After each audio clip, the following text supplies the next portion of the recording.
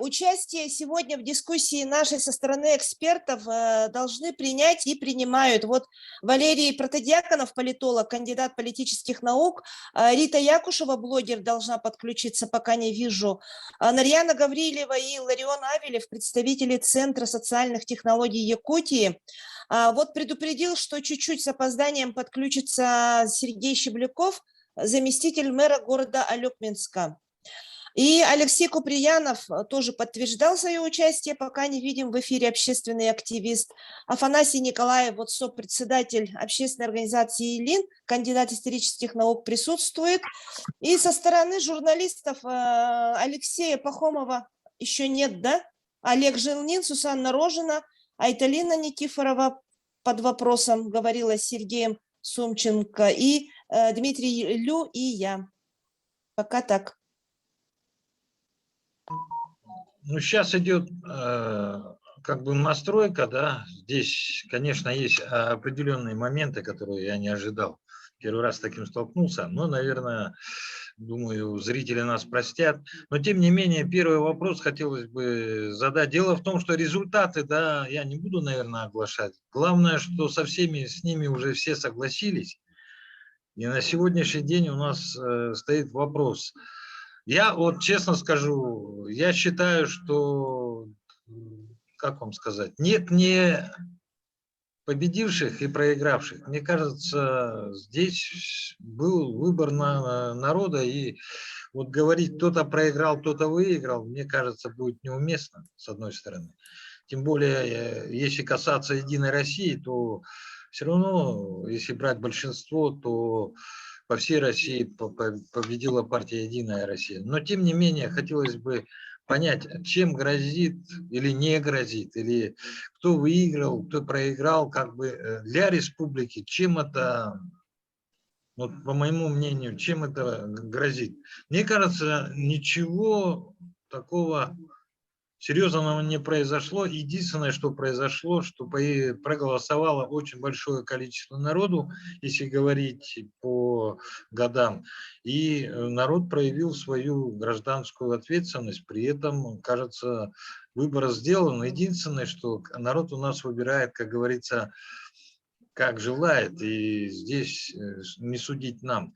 Поэтому я и задаю вопрос. Все-таки многие, голосуя, я серьезно говорю, многих спрашивал, особенно молодых людей, да, удивительно, они не знали, куда идут и за кого голосовать. Но, тем не менее, пришли, проголосовали. И вот здесь хотел бы задать вопрос, наверное, сразу Валерию, так как Валерию Алексеевичу, по поводу, что такое выборы в Государственную Думу. Вы, как депутат Ултумен Республики Саха-Якутия, может, проясните, и тогда будет понятно, о чем мы говорим. Так он же сказал, Валерий Алексеевич, что ему нужно доехать куда-то и спокойно подключиться. Но пока я его вижу. Я остановился уже, но еще не вышел из машины. Да, ну, вопрос слышал. Коллеги, еще раз добрый день. Ну, мнения могут быть разные.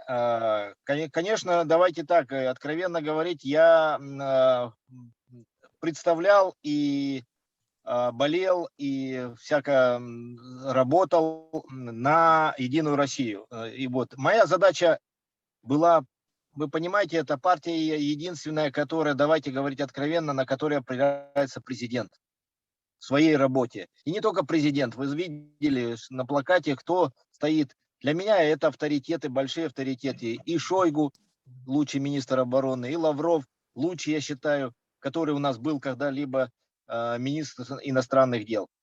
И вот помочь вот этим нашим лидерам нашей страны, которые вот именно в трудные моменты, вот моя была задача.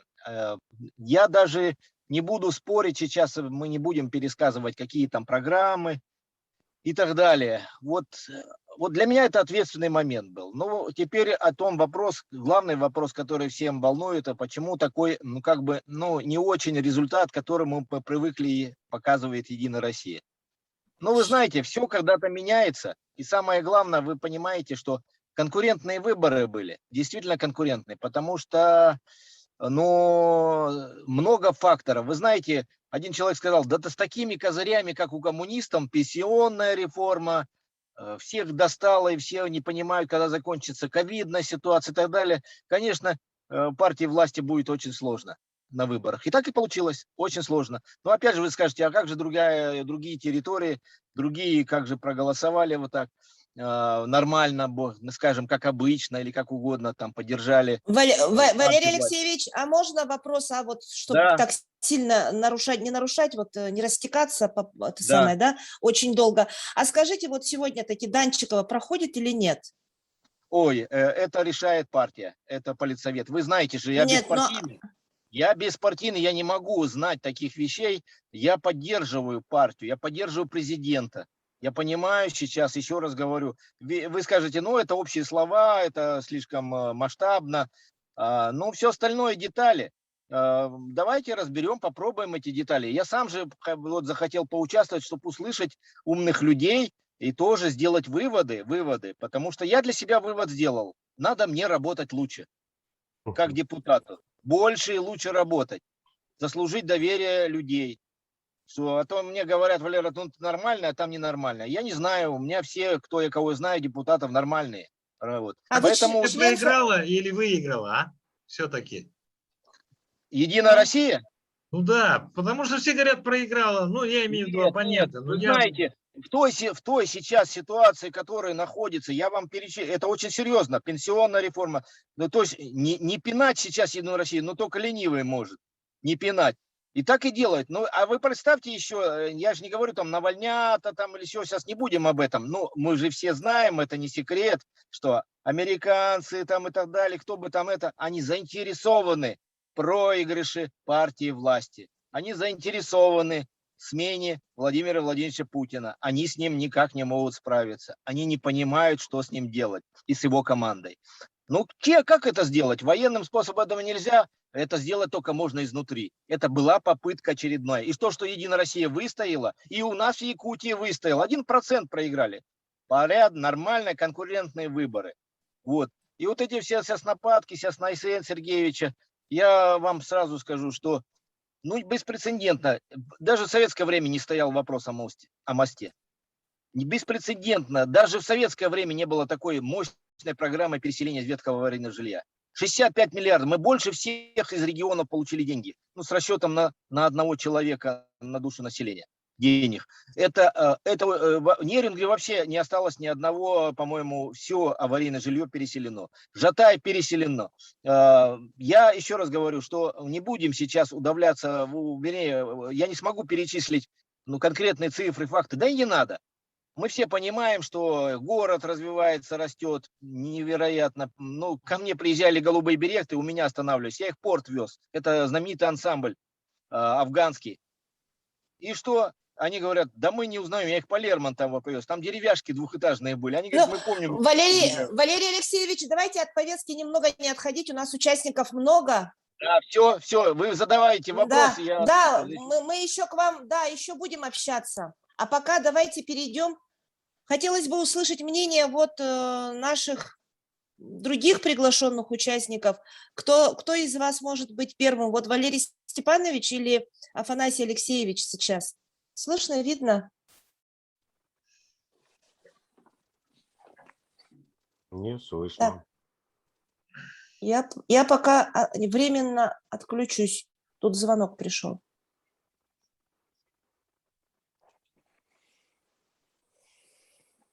Олег, у товарища Ну, тогда давай, Дмитрий, раз я вот знаю, Дима, я вот услышал одну, можно я скажу про это, нет? Все-таки ты был недоволен тем, что в нынешних выборах не было одной строки ни за кого, правильно? Да.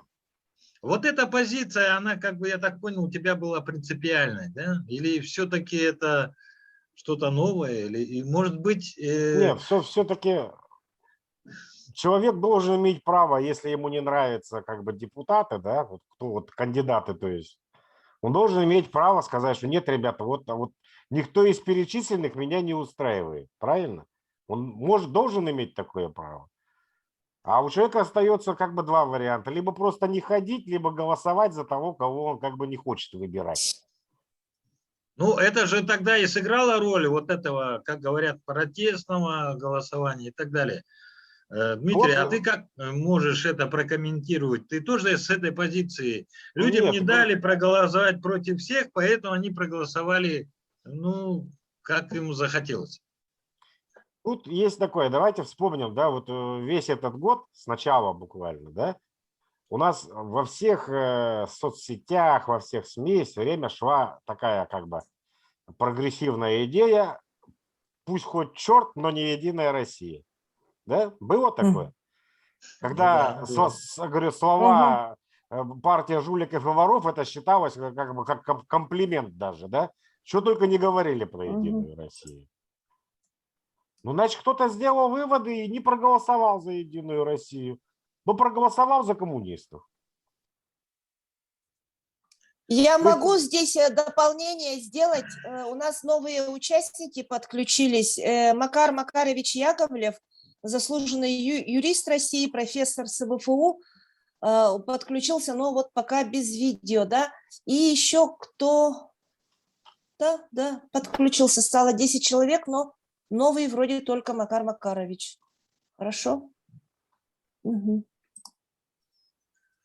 И хотелось бы продолжить тогда. Я смотрю, много у нас участников. Может быть, на этот вопрос... Я вообще, честно скажу, сильно не понимаю одного вопроса. Почему все ожидали это, а получилось не так? Может быть, на выборах все-таки не надо делать прогнозов? Или же все-таки прогнозы, они необходимы?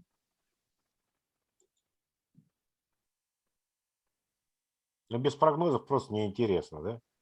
Ну, наверное, не сильно. Я говорю, сидеть, ждать с моря погоды, да, это все-таки, наверное, что-то нам можно предполагать. С другой стороны, говорю, действительно, вот как Валерий Алексеевич сказал, Единая Россия уступила буквально там 1,5%, да? То есть Ну, де-факто это в определенном смысле тоже могло быть случайностью, да? Один дом бы проголосовал по-другому, многоэтажный, да, и результат бы стремительно изменился. Но я бы хотел здесь затронуть тему, которая меня сильно волнует. На сегодняшний день у нас выборы были демократичные, в отличие от других.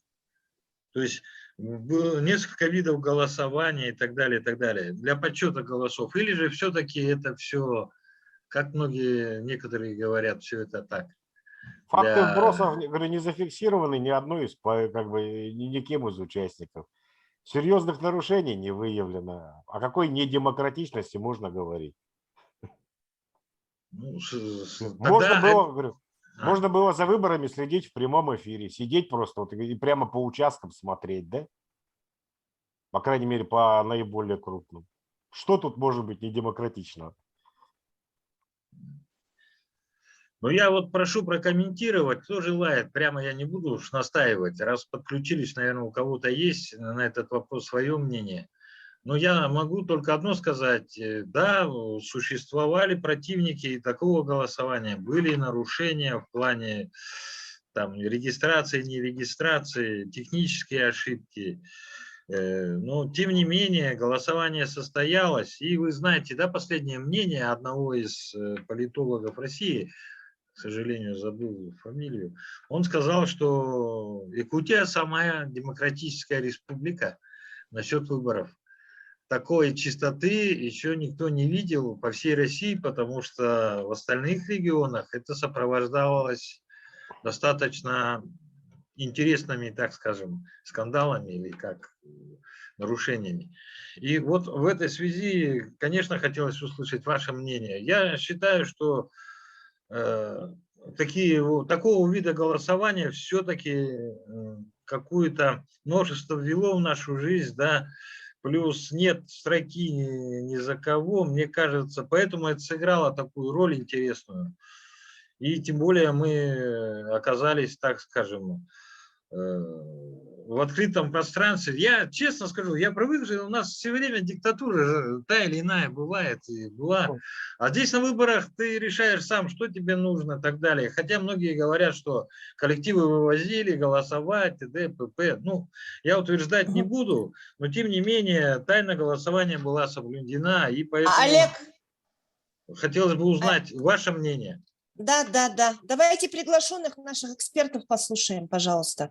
Два слова, ремарочку можно по этому вопросу? Вот я спорил с одним человеком там в своей группе ветеранской, который вот доказывал, что, ну, он за коммунистом, в общем. И мне было очень важно услышать от него, что он сказал: да, я сходил на выборы, там походил, сразу не ушел, понаблюдал. И он сказал, говорит, да, все прозрачно, в принципе, вот претензий, как организовано, все нет у него. Вот для меня это важнее, вот чем кто-то там напишет, кто-то скажет, там комиссии какие-то. Вот простых людей я слушал, никто мне не говорил. А то, что, наверное, какие-то технические или там прочее, ну, я не знаю, наверное, всегда были и будут какие-то сбои, ну, так по марке. Но вот у меня лично ощущение, что честные выборы прошли. И вот конкурентоспособный не доработала, то есть расслабилась Единая Россия, что и так все думали, там какой-то там ресурс есть. Да нет, все волновались, я вот был всю ночь там бегал, там и волновался, и понимали, когда что-то плохо пошло, мы старались как-то все исправить, но не получилось. Я еще раз говорю, что вот кроме себя, как вините, вот нам сейчас не нужно никаких претензий никому-то предъявлять. Вот у нас нужно просто пересмотреть и очень внимательно посмотреть. Я бы даже не побоюсь сказать, чистку в рядах Единой России не надо делать. Но вот это мое мнение, извините за откровенность. Спасибо, Валерий. Уважаемые наши приглашенные, кто бы из вас мог сейчас нам объяснить примерно вот и о причинах вот этих итогов, да, об их возможных последствиях для развития республики и вот этот распорядок, когда мы узнаем вот эту вес мандата, сколько там голосов должны иметь регионы, сколько Якутия получит, не получит по партийному списку Единой России. Кто-нибудь может? Добрый вечер. Ага, это кто? Я бы хотел Афанасий сказать Алексеевич. несколько слов. Мне кажется, это Афанасий Алексеевич Николаев. Меня слышно? Да, Да. слышно, видно. Я думаю, выборы в нашей республике были показательными для всей России. И если бы не было использования массового административного ресурса в других регионах и накруток через вот это дистанционное электронное голосование в Москве, ситуация в целом по России была бы такая же, как у нас в республике.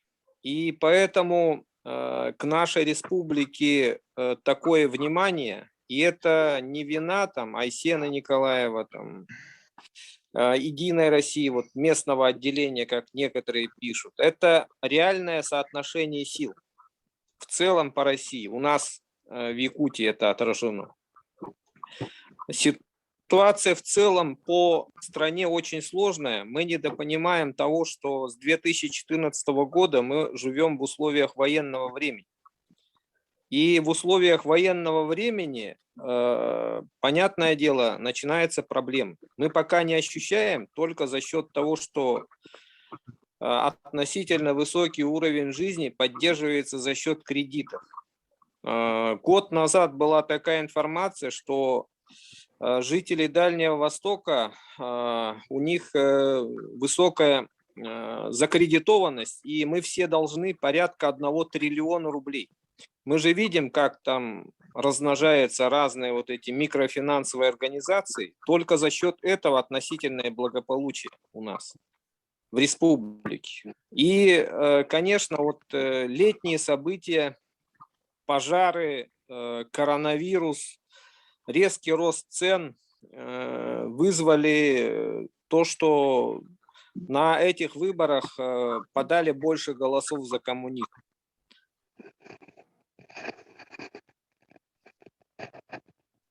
Спасибо большое. Все, да? Ну, я тоже... Да, Добрый Валерий вечер. Степанович, вечер Да, добрый добрый. вечер, ага, коллеги. Я хотел бы тоже добавить, да, то, что касается по результатам выборов, да, конечно, я вот согласен выступавшими. У нас действительно в республике, да, вот выбор отражает действительно реальную объективную ситуацию, в отличие от других регионов, да, вот. И здесь нельзя, вы говорите, у нас там совсем другой регион или как-то, ну, как будто вот в других регионах там Единой России показатели совсем другие, да, как будто мы в других, не в одной стране живем. А у нас это реальная картина, как есть ситуация. Вот. Поэтому вот мы должны этим гордиться, мне кажется, да, что у нас выборы проходят без массовых каких-то подтасовок, без манипуляций в этом плане. Вот. То, что касается результатов выборов, да, есть два результата выборов же. У нас прошли выборы по пропорциональной системе, да, и по мажоритарной системе. По партийным спискам, там коммунисты, вот то, что коммунисты у нас получили в прошлых выборах, они вообще получали там 14%, да, 14%, а сейчас получили там 35%. И во многом это, мне кажется, это связано, во-первых, с одной стороны, двумя факторами, да, вот фактором первый это как бы, ну, может, ностальгии там для старшего поколения, да, и второй фактор, мне кажется, это умное голосование, да, вот здесь сыграли. Вот, что люди вот решили такой прагматичный подход и решили вот действительно отдать голоса, да, вот реальной системной, да, вот оппозиционной политической партии коммунистам, да, и в этом плане коммунисты получили, улучшили свой результат там прошлых выборов, там, да, вот, два раза улучшили. То, что касается выборов по, скажем, по одномандатному округу, да, по мажоритарной, там, да, вот, то, что там была ситуация, там изначально была ситуация уникальная, да, во-первых, впервые, вот, ну, здесь мы все знаем, да, что администрация президента России решила вот на этих выборах дать добро, зеленый свет Тумусову Федоту Семеновичу. И поэтому Единой России был дан приказ не мешать ему. Да? И поэтому Единая Россия выставила там молодого, скажем, да, вот Черкашина. Не думали, что он так покажет такой результат. Вот. На прошлых выборах-то мы помним же, там же мастодонты там сражались. Там, как его, вот Секундэнерго-то, помните, Тарасов же был, выступал-то. Вот, тоже 20% получил. Хотя истратили огромное количество там и ресурсов, и финансовых средств. Тоже 20%. Вот Черкашин в этих выборах тоже показал минимальными эти самыми, да, скажем, ресурсами, да, и минимальными там, без особой административной поддержки. Поэтому это во многом было связано успех, я считаю, вот Черкашина, да, во многом то, что у нас, конечно, во время вот этих выборов летом все было пожары, да, там у нас главная тема, повестка дня были пожары. И он в этих, там участвовал в этом тушении этих пожаров, да, он был как раз в повестке этого дня, с одной стороны, да. И второй момент, мне кажется, что ему вот благотворно, да, его команда, наверное, сыграла вот то, что его команда вот в этом плане показали вот такой для первого раза хороший результат.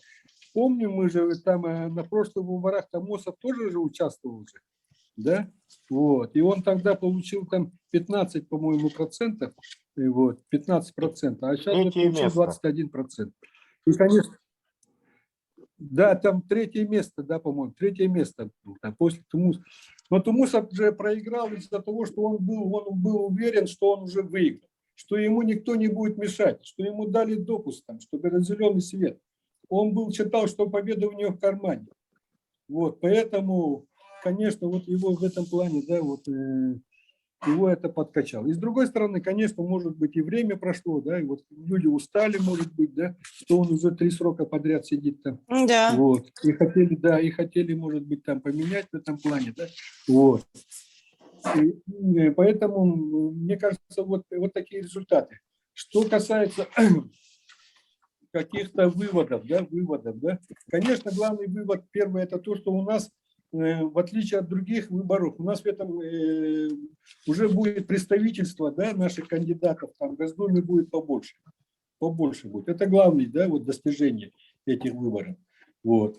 И второе, конечно, вот то, что у нас, мы должны вот это сохранить, чтобы у нас не было вот такого электронного голосования, да, чтобы, которое сейчас в Москве что творится, да, сейчас все это электронное голосование там считают, там большие это идут, поэтому, чтобы мы сохранили вот нашу чистоту наших выборов, чтобы у нас эти выборы.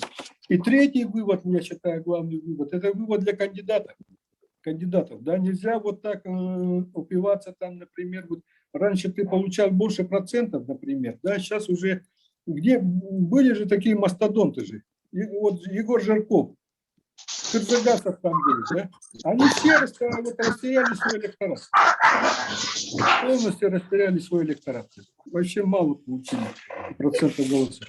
Ну, предварительно так, вот, чтобы времени много не занимать. Спасибо.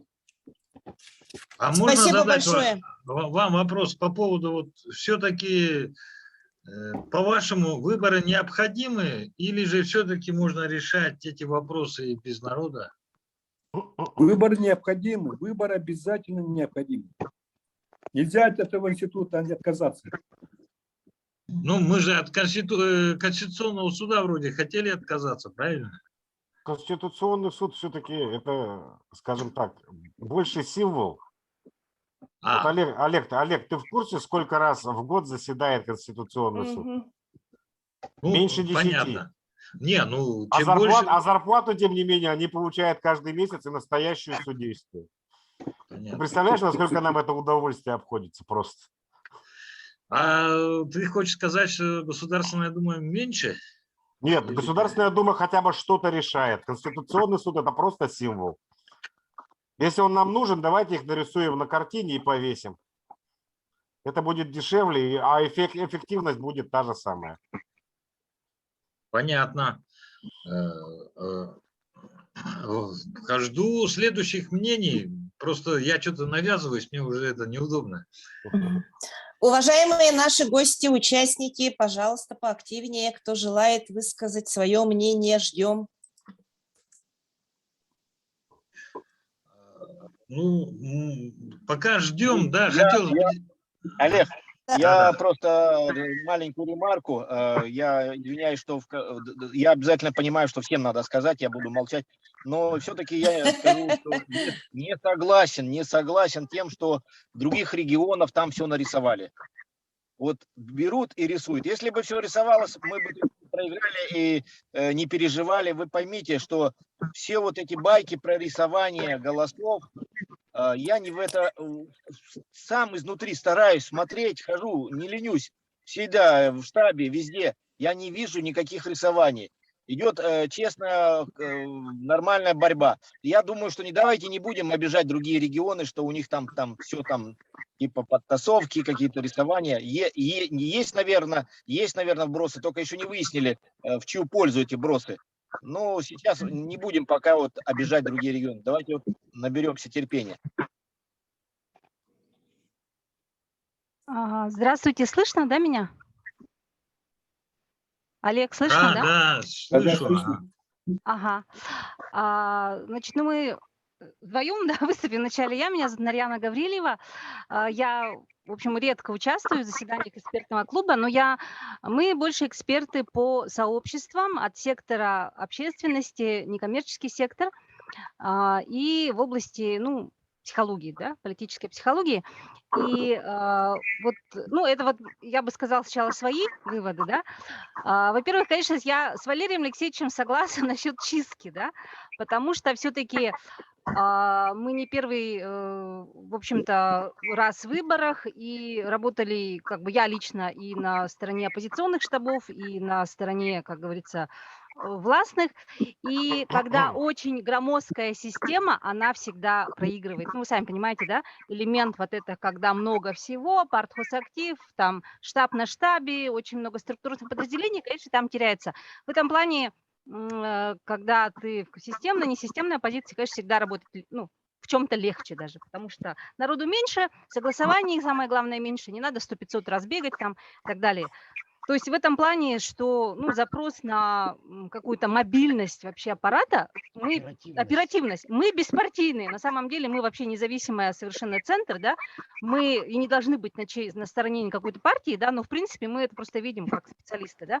Во-вторых, вот тот запрос на обновление, да, вот Черкашин, да, хороший парень, такой правильный, прям позитивный. Вот, но мы во время праймериза были за Сусанну. Потому что герой, он все-таки немножко должен быть неправильным. Ну, это я как психолог говорю. В нем должна быть какая-то чертовщинка, да? Ну, у Сусанны она есть, да, несомненно. Вот, и в плане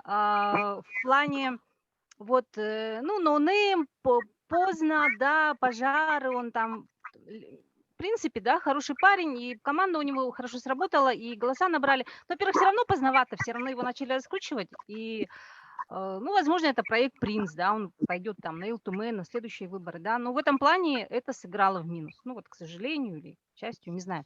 В общем, вот такой момент. По поводу КПРФ, вот вчера весь день мы смеялись над Твиттером. Вы, наверное, все читали, да, статью на «Эхо столицы», как, как твиттерианцы там все жалуются, возмущаются, типа, блин, там же не было фотографий, я что, голосовала за извращенца, да? То есть вот Твиттер наполнен, поскольку мы по соцсетям, да, специалисты, мы смотрим везде, и вообще, конечно, если в Фейсбуке люди все-таки взрослые, они все-таки, ну, понимают, кто такой Амосов, да, там после скандала с Высоких, его все знают, то в Твиттере, конечно, молодежь пошла голосовать за КПРФ, голоса отдала неизвестно, и потом сидит, возмущается. Это, ну, это было бы очень смешно, если бы не было, может, так грустно. Да? В общем, еще вот четвертый момент, который хотелось бы отметить. Наверное, все увлеклись противостоянием единой и справедливой России, и как-то вот как в каком-то анекдоте, да, третий выпал. То есть фактически какие-то звоночки по КПРФ, они, по-моему, начали поступать буквально вот, ну, как бы, ну, вот весной, но на самом деле как-то вот штаб напрягся, мне кажется, буквально в последние дни, да? Ну, как-то вот. Последние 2 недели. Да, ну, они как-то были так, ну, КПРФ там где-то. Вот как-то, мне кажется, вот ЦИОМ делал там, это может быть проблема вообще срезов ну, как бы вот замеров температуры.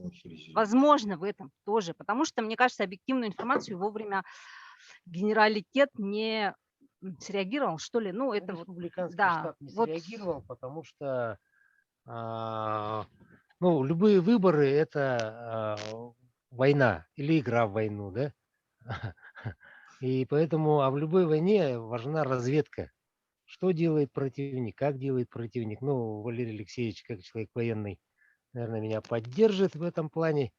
Но разведка в этой кампании у «Единой России», конечно, была поставлена из рук вон плохо.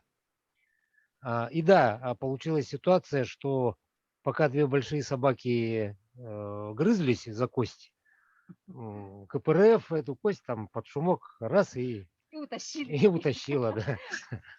Получилось так.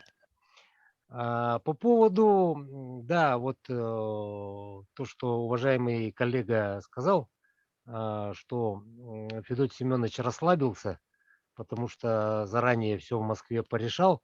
Тут есть, да, основания так считать. В 2016 году примерно та же ситуация была.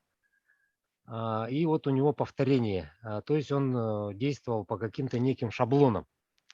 То есть как генерал прошлых побед он решил действовать по шаблонам прошлой победы и нарвался на нешаблонные действия, скажем так, со стороны и новых людей. И поскольку равнозначного противника в лице Сахамина Милановича весной, скажем так, сняли с выборов, да, с праймериза. Дважды человек пытался поучаствовать в праймеризе и дважды был как бы сверху отстранен. Поэтому, да, был выставлен Черкашин, молодой, но тоже очень сильно, вот как Марьяна Николаевна правильно сказала, сильно правильный, сильно шаблонный. И поэтому, ну да, ну бой дал, насколько это было возможно. Второе место. Второе место, да. То есть у нас все-таки есть шаблоны, да, получается? Ну, в любой, конечно, есть политтехнология, это вообще, в принципе, какой-то набор, да, каких-то определенных кейсов, но именно в этой компании, ну, это уникальное, то, что она пятипартийная, и новые люди ворвались, да, фактически. И вот чисто, если вот мне, вот по сердцу, все-таки мы с Ларионом, да, как одноклассники с Арданой Аксентьевой, да, все-таки мы следили за этой компанией, конечно, с особым Ну да, с пристрастием, да. за Василием Николаевым, за его компанией мы очень пристально следили. Да, потому что это какие-то новые кейсы, и это интересно, это реально Да, интересно, я как ребята даже делают. лично знаю А руководителей там его разве что-то компании. новое было или не было все-таки, по вашей оценке? Ну, Было. третье место, в принципе, они заняли. С места, с резкого старта занять третье место в думской компании в республике Нет, дорогого стоит. я думаю, что Олег спрашивает, что, учитывая, что компанию Василия Николаева здесь, в Якутии, вел такой традиционный, да, наш местный политтехнолог, да? Ну да, руководителем его компании был Владимир Юрьевич Максимов, всем известный пенсионер Максимов, да? Мгм. Ну, И то есть он очень такую шаблонную, стандартную, добротную компанию сделал. у него добротно, потому что вот я лично ездила в Хандыгу, там Вася Николаев с каждого мусорного бачка на меня смотрел, реально с мусорных баков. То есть у них все было по классике. Первая волна агитации, вторая волна, в каждом районе там у него сетки свои. Ну, как классика. И классика, в принципе, дала свои плоды. А насчет нового, это все-таки было на федеральном уровне, там как Сардана, это действительно было интересно смотреть. Ну, запрос на новую искренность и то, что она вообще впервые в жизни политик поблагодарил политтехнологов. Ну, это вообще на самом деле, это прикольно. То есть нам понравилось, да? Ну, как бы... Может, это правильно все-таки, а не прикольно? Мне так кажется. Что правильно?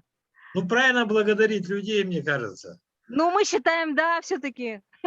Ну, это действительно, мне кажется, красивый был жест, и вообще, в принципе, почему бы и нет, потому что все-таки от того, так сказать, ярлыка грязных политтехнологов, который был еще в 90-е годы, в нулевые, мне кажется, сейчас технологии очень сильно, вот и эта компания тоже показала, что все-таки технологии сейчас это сплав политических технологий, социальных и медиатехнологий. Сейчас Больше уже, социальных технологий, да, чем политических. ну, поэтому, собственно, мы тоже этим занимаемся. Да. Вот. А можно спросить сразу Сузанну? Здесь, как мне кажется, как раз вот два мнения. Я думаю, у Сюзанны, наоборот, противоположное совсем мнение, нет?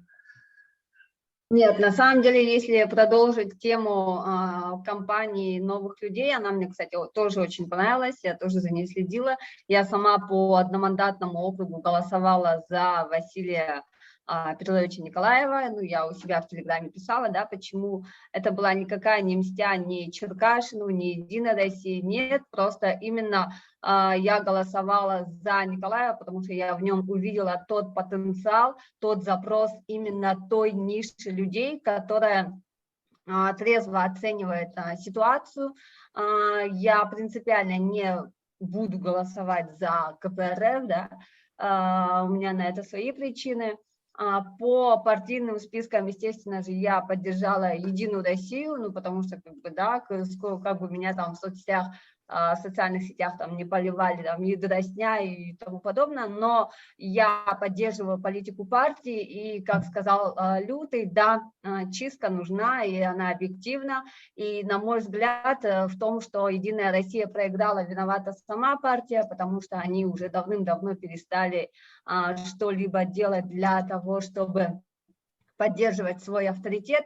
Ну и, конечно же, тот запрос населения, они оторвались от народа. Вот давайте признаем то, что партия власти, Единая Россия, не только в Якутии, но и в целом по всей стране, она оторвана от народа. И когда люди говорят о том, что люди голосовали, это был протест, это да, так и есть. То есть властям сейчас необходимо немного опуститься на землю, стать ближе к людям, видеть тот запрос людей, который идет снизу, то есть разрыв властей и народа, он сейчас максимально увеличенный, поэтому мы видим то, что сейчас получилось. Поэтому сейчас внутри партии, как бы по всей вертикали власти необходимо усиливать работу в части того, чтобы быть ближе к народу, то есть те программы, да, программные проекты, которые они реализуют, естественно, они правильные, вот как Валерий Алексеевич говорил, переселение, дороги, строительство, конечно, да, но при этом мы же видим то, что как бы оппозиция говорит, да, это то, что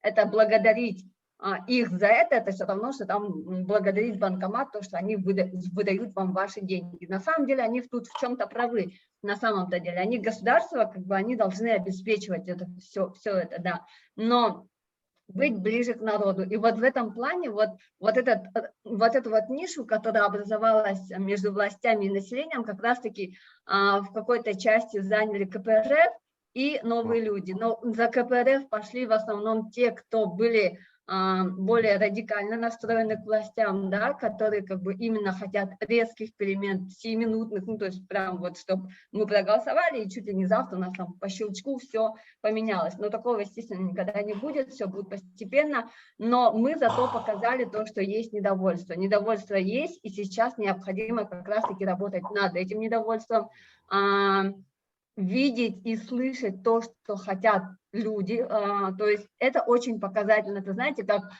такая смачная, я бы сказала, пощечина властям, и как бы отрезвляющие выборы прошли на самом деле, то есть и когда сейчас будет разбор полетов, необходимо как раз-таки признать, вот я очень была рада услышать, что сказал Валерий Алексеевич по поводу чистки, по поводу того, что в этом проигрыше виновата сама партия, и необходимо делать выводы, и не надо никого обвинять, абсолютно так и есть, да.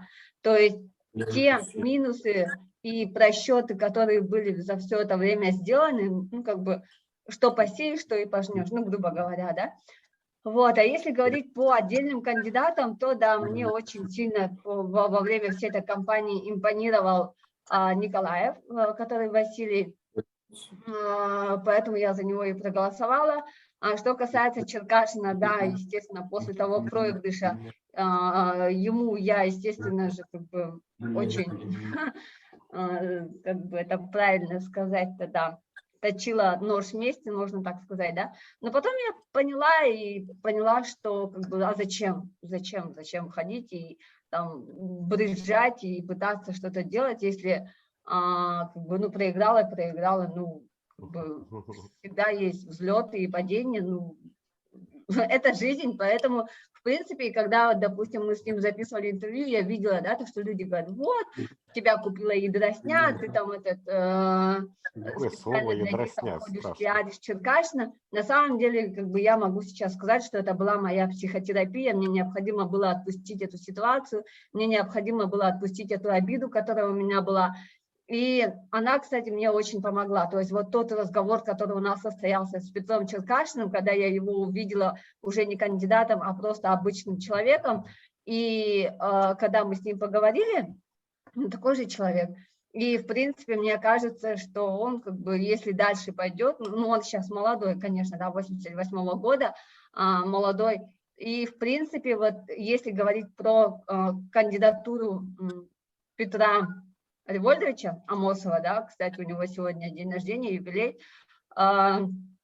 то, в принципе, он находится как раз-таки в том возрасте, когда и не молод, и не старый, в принципе, 5 лет, он, получается, до 60 лет, ну, как бы, будет работать в Государственной Думе. Сейчас необходимо, чтобы он ретранслировал все то, что народ от него хочет, и, в принципе, ну почему нет? Народ выбрал, это его право, это выбор народа, каким бы он ни был, не протестным там или еще каким-то. И будем надеяться, то, что Петр Револьдович наравне с другими нашими кандидатами, у нас их пока что на сегодняшний день 4, будем надеяться, что будет 5-й от Единой России, да, пока что неизвестно, кто это. И 5, как раз-таки, как я и говорила до этого, 5 депутатов от Якутии, они будут работать ради интересов нашей республики. То есть, в принципе, итоги Эти Вебинары. выборов для нашей республики, они очень даже хорошие, они очень позитивные, просто надо сделать правильные выводы и работать дальше над этим. Все. Спасибо. Нет, то есть никто не боится, что, как у нас раньше это было, да, как говорили, как вы говорите, проигравший, да, а вот возьмут и гаечки-то закрутят в обратную сторону. Такой вариант есть. Ну, в принципе, никто не говорит о том, что такого варианта не будет, да, то есть какие-то все равно внутренние кадровые политические внутри партии могут быть. У нас, допустим, сейчас ходят слухи о том, что кадровые перестановки и в Агипе будут. Но мое личное мнение, да, о том, что вот почему Единая Россия проиграла, потому что Амосов Владимир Владимирович, да, то есть он должен был как бы на протяжении вот этих лет, сколько он работает в партии, он должен был усилять партию, но как бы этого мы не видим. И вот тоже я согласна с Леной, да, она писала то, что вот во время пожаров партия Единая Россия должна была собрать всех своих членов, отправить на пожар, чуть ли не с флагами Единой России, показать свою сплоченность, как работают ячейки. На самом деле ячейки, они не работают. Они включают только через админ-ресурс. Ну, как бы, да, ну, давайте признаем. Ну, то есть чисто чиновничные такие правила, да? Да, Ну, да, на да, самом да, деле не обязательно было, как мне пожарные сказали, и тушители лесохраны, ну, не обязательно было, конечно, то, что вы говорите. Ну, на самом деле, что касается КПРФ, там у них смена поколений, это как бы у них свои дела. Я не знаю, как в Единой России, У них наверное, там, тоже да, есть свои, в каждой партии сейчас идет, да, свои. Самое великолепное получилось, это новые люди. Они да. новые, и у них все новое. Но Да. хотелось бы все-таки услышать, вот Макарыча, я что-то смотрю, он никак включиться не может. Вот хотелось бы услышать. Лена, не подскажешь, что там у него? Лена. Можно ремарочку одну дать? Так, сейчас я Неугомонный попробую еще раз связаться с Макаром Макаровичем. Сейчас немножко выйду. Коротко, говорю, ремарку можно? Да, говорю, давайте говорить о проигрыше Единой России в республике. А почему все говорят, что проигрыш? Я говорю, потому что 324 мандата из 450 в Госдуме Единая Россия получила. А могла бы получить, если она здесь выиграла, сколько? Получается 325 как минимум. Ну, а почему тогда не говорить о выигрыше КПРФ? Ну, потому что КПРФ все равно будет в оппозиции в новом составе Думы. Она не будет решающим большинством. Единая Россия по-прежнему осталась. Понятно. Но все-таки, я не знаю, как бы обсуждать, кто-то проиграл и победил. Победил народ, мне так кажется, в любом случае, нет? Мы же о партиях говорим. Народ-то в любом случае выиграл. Да, выиграл. Ну, в данном вопросе давайте немного по-другому тогда поставлю вопрос, сколько не проиграл и победил, насколько изменится наша жизнь. Как сказать,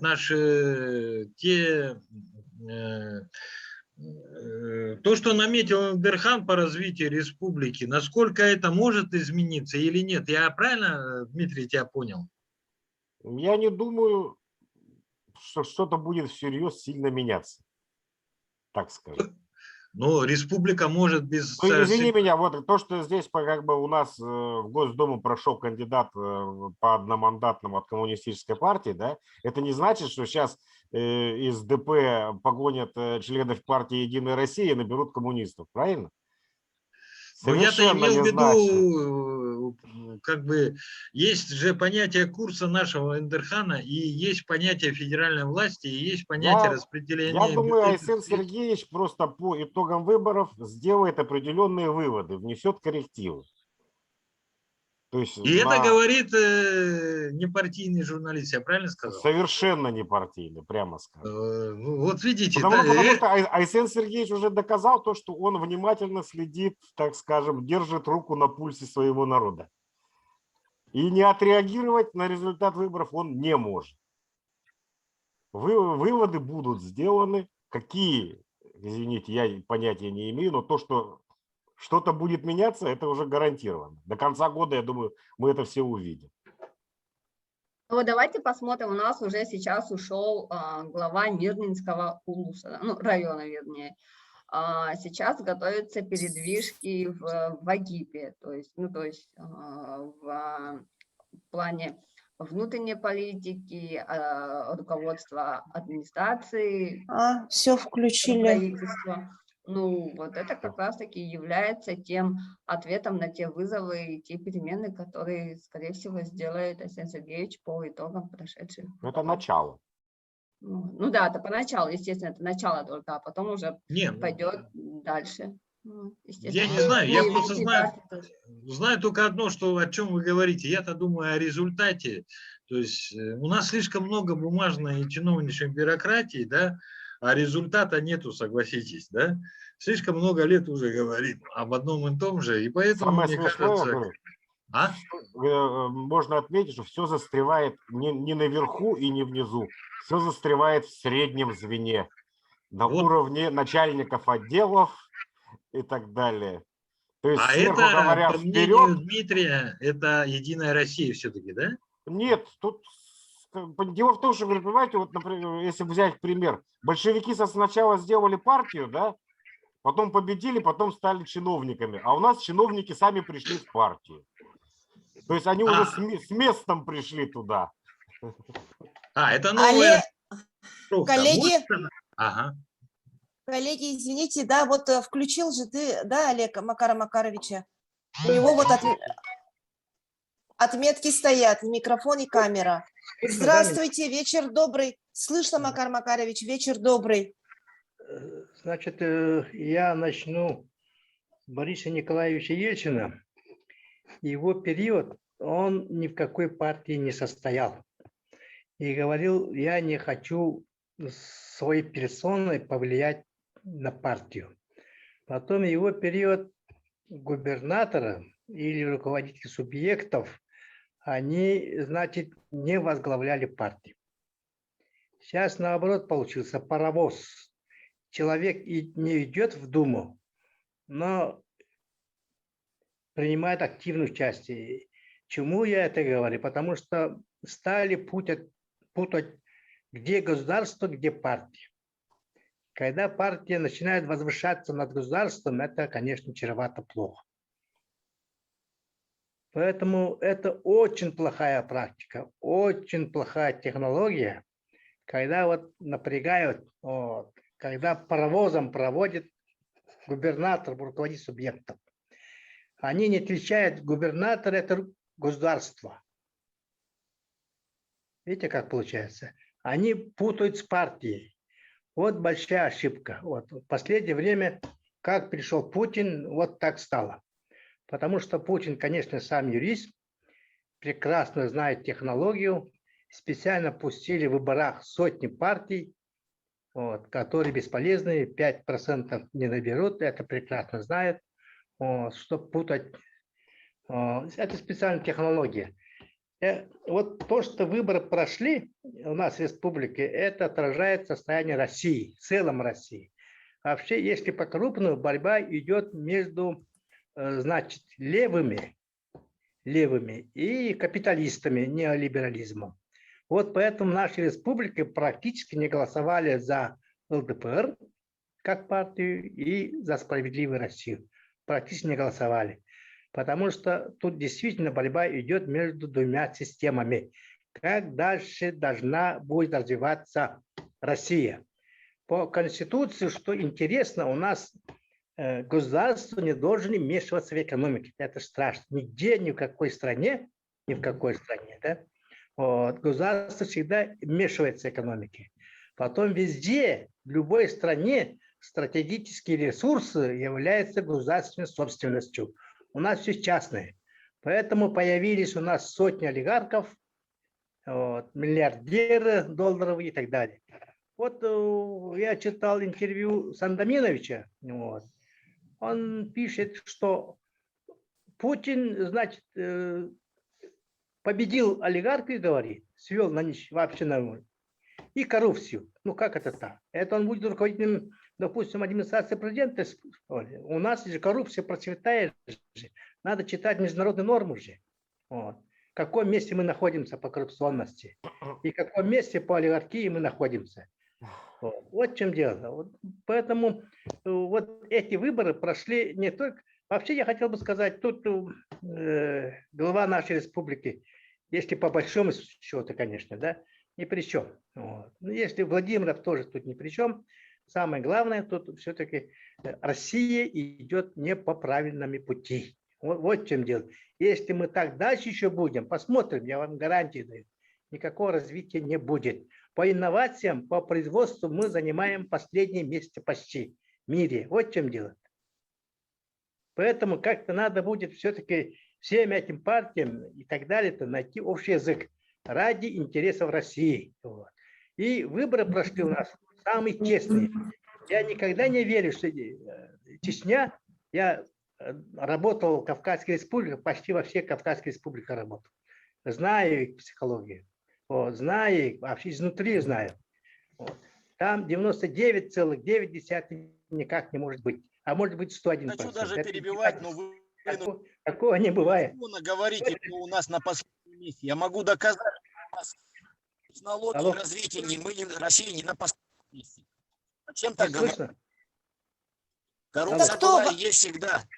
Но с ней борются эффективно сейчас. Мы Валерий Алексеевич, не арестовывали, не сажали губернатора никогда. Валерий Алексеевич, это вы, да? Валерий Алексеевич, это вы, да, вклиниваетесь? Дайте мне поговорить до конца. Да, вы не перебивайте, пожалуйста, Валерий Алексеевич. Вас же никто не перебивал. Будьте добры. Проявите уважение к другим участникам. Спасибо. Вот это одно. И насчет вот Конституционного суда. Я сам был судьей Конституционного суда. Я против, значит, Конституционного суда, чтобы был республика. И правильно сказали. Если хотите символ, рисуйте. Конституционный суд не работал. Я изнутри знаю. Почти 3 года работал судьей Конституционного суда. Бесполезный орган. Бесполезный орган. Вот. И правильно, значит, Россия поступила, вот, что субъектов не было Конституционного суда. Никакой пользы не делает. А Конституционный суд мог бы пользу делать тогда, когда было вот, приведение в соответствии законодательства субъекта Федерации и российскому законодательству. Ничего не сделал. Вот в чем дело. И правильно, значит, есть федеральные суды же есть, правильно? Вот. Достаточно судов у нас, очень достаточно. Хотя, действительно, вот они не очень-то самостоятельны, не очень-то подчиняются только закону. Они подчиняются в общем целом, если так сказать, особенно прошлогодние изменения Конституции, кнопкам. Администрация президента России руководит судами. Вот в чем дело. Вот. Так что выборы отражают в общем целом состояние России и борьбы двух систем. И наши правильно поступили, честно поступили, так и выборы были. Поэтому КПРФ и победил, получается. Левые силы. Все, спасибо за внимание. Большое спасибо, Макар Макарович, за участие, интересное мнение. До новых встреч. Но мы еще на связи здесь. Надеюсь, вы сейчас не отключитесь. Спасибо. Ага, спасибо.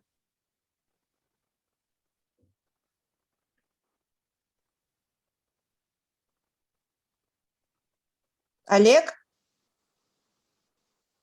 А где связь? Что-то со связью, да? Не знаю, я тебя слышу. А я тебя тоже слышу. А Олега не слышно. Олег, кажется, куда-то просто отошел. Ага. Да, Олег, А Олег отошел там. Да, вот Олег появился. Да Да. у меня здесь это проблемы, Да, как обычно. Макар Макарович, в принципе, Якутия не первый раз голосует за коммунистов. В начале 90-х тоже был такой момент, когда Якутия проголосовала за коммунистов. По-моему, вторые выборы были президента Якутии на тот момент. И, ну, это уже как бы не в первый раз Якутия голосует за левые силы. Соглашусь, Макар Макарович. Но все-таки роль, здесь вот извечный вопрос истории, да, и может быть развитие человеческой истории, роль личности в истории государства. А сейчас роль личности в истории партии. Здесь же затронут вопрос достаточно серьезный, когда мы говорим действительно не о коллективном, так сказать, сегменте партии, а говорим уже чисто о личностях. Ну, давайте уж правду скажем, ЛДПР – это Жириновский, да? Ну, я просто, честно говоря, затронул очень интересную тему. Ну, смотри, Олег, по сути, партии делятся на идеократические партии, да, и на вождистские, на фюрерские. ЛДПР, Справедливая Россия и прочие – это вождистские партии. То есть там есть вождь, когда которого не станет, партия, скажем так, схлопнется. То есть там Есть нету такой идеократические. структуры, там, как у Единой России Молодая гвардия. Там Они, то нет есть, собираются идеологии. грубо говоря, от календарных праздников и мероприятий, да, и что-то там делают. Ну да. То есть систематической работы партии, я вот не понял. У нас же что Ну, произошло? Нет Критика идеологии. есть, да? Идеологии нету. Нету идеологии в этих партиях. Ну, считается, что есть, но на самом деле идеологии нету. В той коммунистической партии Советского Союза, КПСС, была идеология, на основе которой все строилось. В Единой России идеология, ну, как таковая, отсутствует, я тоже так скажу. Нету, да, на сегодня. Национальной идеи, национальной идеологии нет. В КПРФ есть остатки той идеологии, которая была при КПСС, но она, нынешняя КПРФ не является правопреемницей в полном объеме того КПСС. То есть люди голосовали за ностальгию. За ностальгию. Да нет, они за коллектив голосовали. Я так против всех голосовали. Это против всех. Да, КПРФ превратился в кандидата против всех. Макар Макарович, а вы с этим согласитесь? Ну, видите, как народ-то выразил свое мнение. Единственная возможность без всяких революций, без всяких потрясений, ну, высказать свое мнение правовым путем. И они правильно воспользовались. Абсолютно согласен. Если нету графы против всех, значит, ну, законный, абсолютно законный способ выразить свое мнение – это проголосовать за ту партию, которая наименее... Коллеги, и все-таки дайте мне два слова все скажу. Главная мысль, которая звучит у вас, это что в Якутии проголосовали честно, а все остальные как бы не так, нечестно. Ну, вот это вот я не соглашусь. В смысле, что вы имели в виду, Валерий Алексеевич? Вы не говорили. Валерий Алексеевич, что вы имели в виду? Это не Валерий Алексеевич. А кто это сейчас говорит? А? В Якутии были конкурентные, честные выборы, вот, и это показывает реальную картину в стране. Я с этим не согласен. Тогда получается, что у нас честные, а все 99,8 в стране участков и вообще кто голосовал, они все там как бы не так нечестно, и картина неправильная. Я думаю, что, вы знаете, если посмотреть на реальных кандидатов, за кого сейчас, вот лично за кандидатов местные выборы и так далее, везде выигрывают люди, конкретные люди. И у партии «Единая Россия» просто потенциал больше. Просто в этот раз что-то пошло не так, неправильно было, ну, правильно сказать, кампания, неправильно было что. Я еще раз хочу сказать, что, ну, мне сейчас трудно выводы делать. Я выводы всегда делаю по себе и ругаю себя. Не думаю, что и партия должна так поступить. Но то, что охаивать сейчас другие регионы, что они неправильно, что там что-то не так было, поэтому проголосовали так всю страну, 50% голосующих, это неправильно. Я все-таки призываю вас быть, ну, более объективными. Ну, я просто имел в виду только одно, что мы говорим о том, что партия – это в первую очередь авторитеты партии, то есть личности. И те, которые большую роль, так как мы в Якутии живем, большую роль играют именно в нашей республике, именно личности. От этого не уйдешь же, потому что мы живем на севере. Нет, не столько мы живем на севере, сколько у нас, как бы, извиняюсь, меньше миллиона жителей. Мы тут, Ну и естественно, по китайским меркам мы тут друг друга все в лицо знаем. Мгм. Избирателей 662, 2000 всего. Поэтому все друг друга знаем в лицо. не, ну это понятно. Я имел в виду, что К затронутый вопросу- вопрос серьезный. Вопросу о личностях. Вот смотрите, давайте Ну, посмотрим. все- Федот Семенович занял по одномандатному, пришел третьим, да, третье место у него получается. Партия «Справедливая Россия», по-моему, пятая. То есть фактически люди голосовали не за «Справедливую Россию», а за Федота Семеновича Тумусова, которого мы тут все знаем, да, как бы мы к нему ни относились, то он действительно как бы крупная фигура в политической картине Якутии. Люди голосовали за Тумусова, не за «Справедливую Россию». Тем более «Справедливая Россия», заметьте, она сейчас за правду, она объединилась там еще же с другими партиями. Патриоты за правду. Да, патриоты за правду там еще. То есть там 3 партии на самом деле, а не одна уже. Не, ну, Но голосовали за Тумусова. то есть за Они- личности. Да за личность. Вот благодаря личности Тумусова «Справедливая Россия» набрала. Новые люди, благодаря Сардане Авсентьевой, они в Якутии внезапно набрали такое количество голосов, да? Партия, которая, извиняюсь, чуть ли не вчера родилась, да? Но есть такой человек за этой партией, как Авсентьева, известная на всю страну, мэр здорового человека, да? Люди проголосовали. Вот, пожалуйста, вот яркий пример того, как личность ведет партию. Да, роль личности, да, в истории. Ну, я бы немножко не согласился, хотя я ничего не говорю. Но факт был у меня установлен, что молодые люди голосовали по фамилии.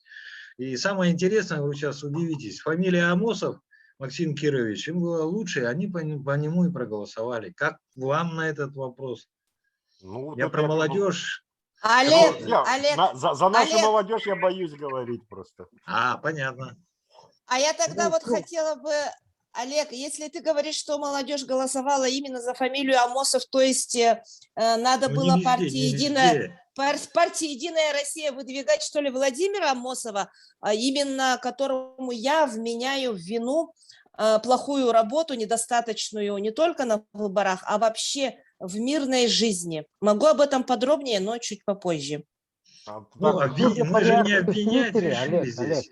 да, судя по реакции в Твиттере, а в Твиттере у нас сидит молодое поколение, молодежь, да, там по фамилии Амосов они голосовали не за коммуниста Амосова, а за хамусиста Амосова. Ну, часть. Ну да, часть, да, Ну, вот часть, видите, часть. И потом я удивлялись, про это и почему, говорю, да, что почему нету в бюллетене фотографии. Да? вот это вот самое главное, я тоже удивился, фотографий нету, и действительно, человек первый раз пришел, я примеры не буду уж проводить, но это, да, молодежь. Но я был удивлен, потому что раньше, помните, у нас и бюллетени были, там были фотографии, согласитесь. Ну, не знаю. Но, Ну, тем не в любом менее, избирательном участке Не, вы висят хотите сказать, если бы фотографии, они- объективки всех кандидатов. Просто надо не полениться, подойти, прежде чем отдать голос, ознакомиться со всем, как говорится, предложением. я не защищаю, я просто хочу сказать, что был вид голосования дистанционно, галочкой, ну, по мобильному. Но это вопрос о формировании политической электоральной культуры вообще среди молодежи, грамотности. Этим блоком, мне кажется, ни ЦИК хорошо не занимался, хотя у них на сайте висит, там молодые избиратели, что-то. Ни исполком «Единой России» не занимался, ну, как бы вообще никто не занимался. Молодежи в Мне итоге кажется. никто не занимался, вот и Нет, получили никто. результаты. Я так считаю, нет? Да. Нет, почему молодежью занимались как раз-таки оппозиционные блогеры, паблики, которые как раз-таки призывали просто идти и голосовать за КПРФ. Вот тот же самый Назаров, да, он там ходил, УКТ паблик, там тот же самый Алексеев Афанасий, Алена Алексеева. Кстати, вы заметили, да, что раскол произошел как раз-таки среди эсеров, ну и в целом нашей как, несистемной оппозиции. Федоров с Обединым, они поддержали Тумусова, а Алена Алексеева и Алексеев Афанасий, они ушли в сторону КПРФ. И как раз-таки вот это и говорит главный показатель, по крайней мере для меня, о том, что у нас как таковой сильной оппозиции нету, есть просто люди, которые не согласны. И сейчас, да, вот я соглашусь с Нарьяной о том, что необходимо, естественно, формировать политическую культуру и образованность нашего молодого поколения. Вот, допустим, у нас в 2024 году будут большие выборы президента Российской Федерации, и к этому моменту сейчас уже надо готовить детей, которым сейчас 15, 16, 17 лет, которых к 2024 году они уже будут иметь право голоса, и они впервые пойдут голосовать. И чтобы не было такого, чтобы они пойдут и проголосуют опять за первого попавшегося, сейчас уже необходимо работать с молодежью. Но это вот тот вывод, который я сделала. Сусанна. Ну, заметьте, что мы вообще не упомянули Наговицына, да, сегодня? Да. Ну, кстати. Молодежь, если уж говорить о молодежи. Ну да. Наговицын набрал 10%, да, с копеечками, что тоже... да. 10? Да, 10%. Я бы сказал, нашей Да. молодежи не хватает не только как бы политической там культуры, да, ей просто культуры не хватает как таковой.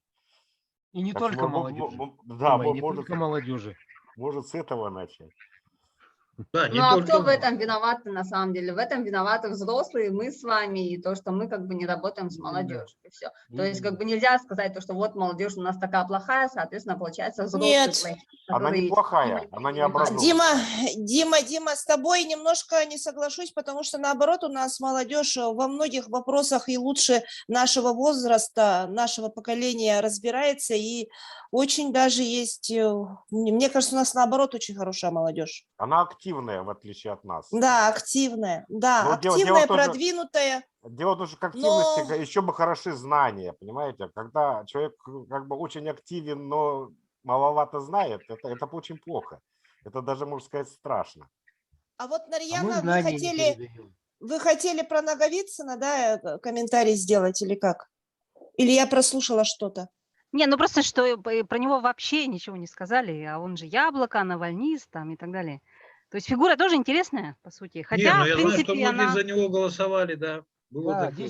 10, по-моему, 46 он взял по республике. В абсолютных числах это порядка 14, около 15 тысяч голосов на минуточку.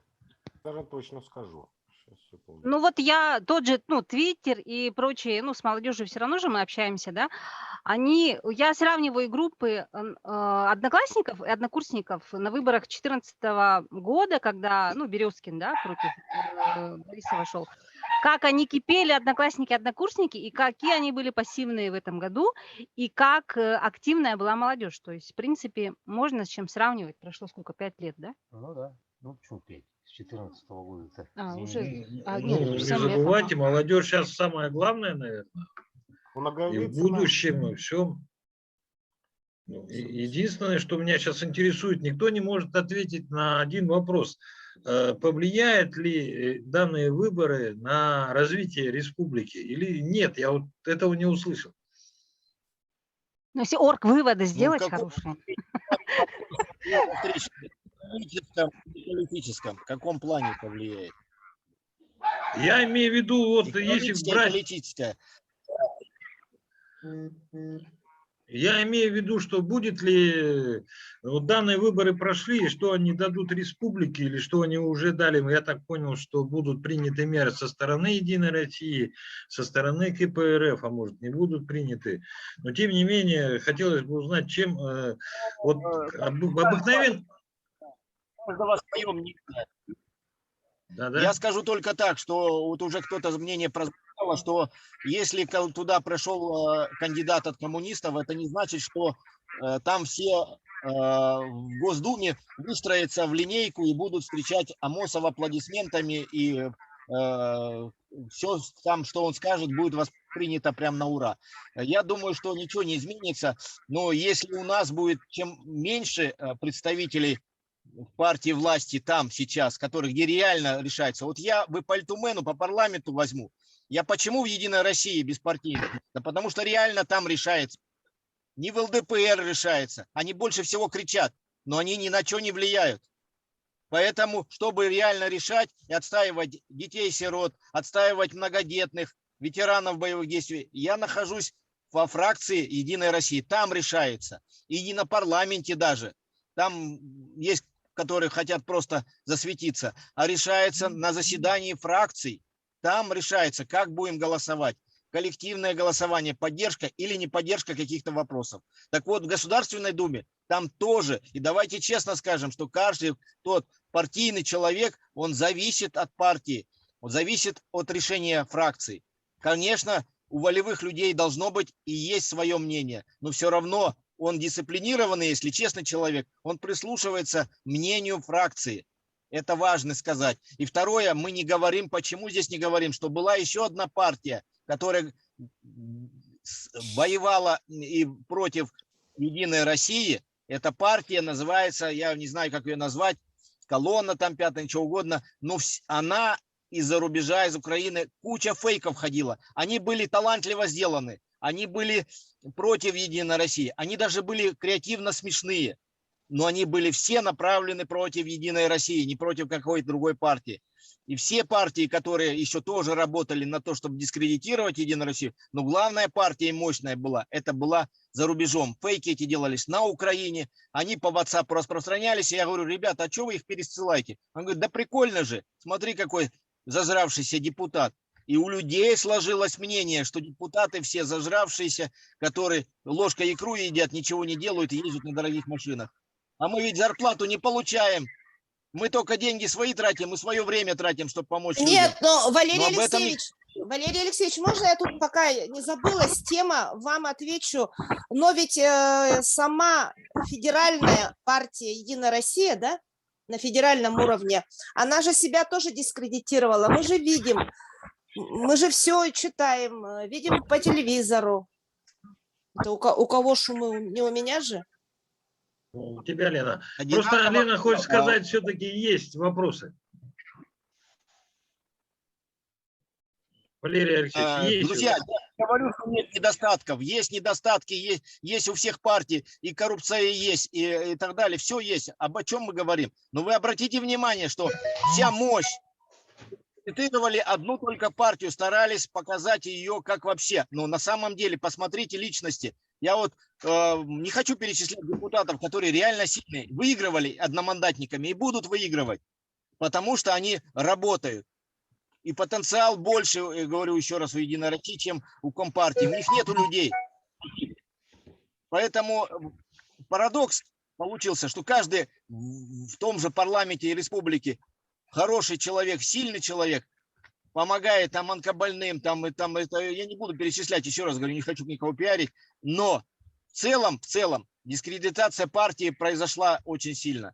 Поэтому еще надо быть объективным. Все-таки пока наша страна, и без призыва даже Владимира Владимировича Путина, без всякого призыва, обращения проголосовала. И если там были недоделы, и были недочеты, были ошибки или вбросы, то они не влияют в целом. Поэтому удивительное наше произошло в нашей республике.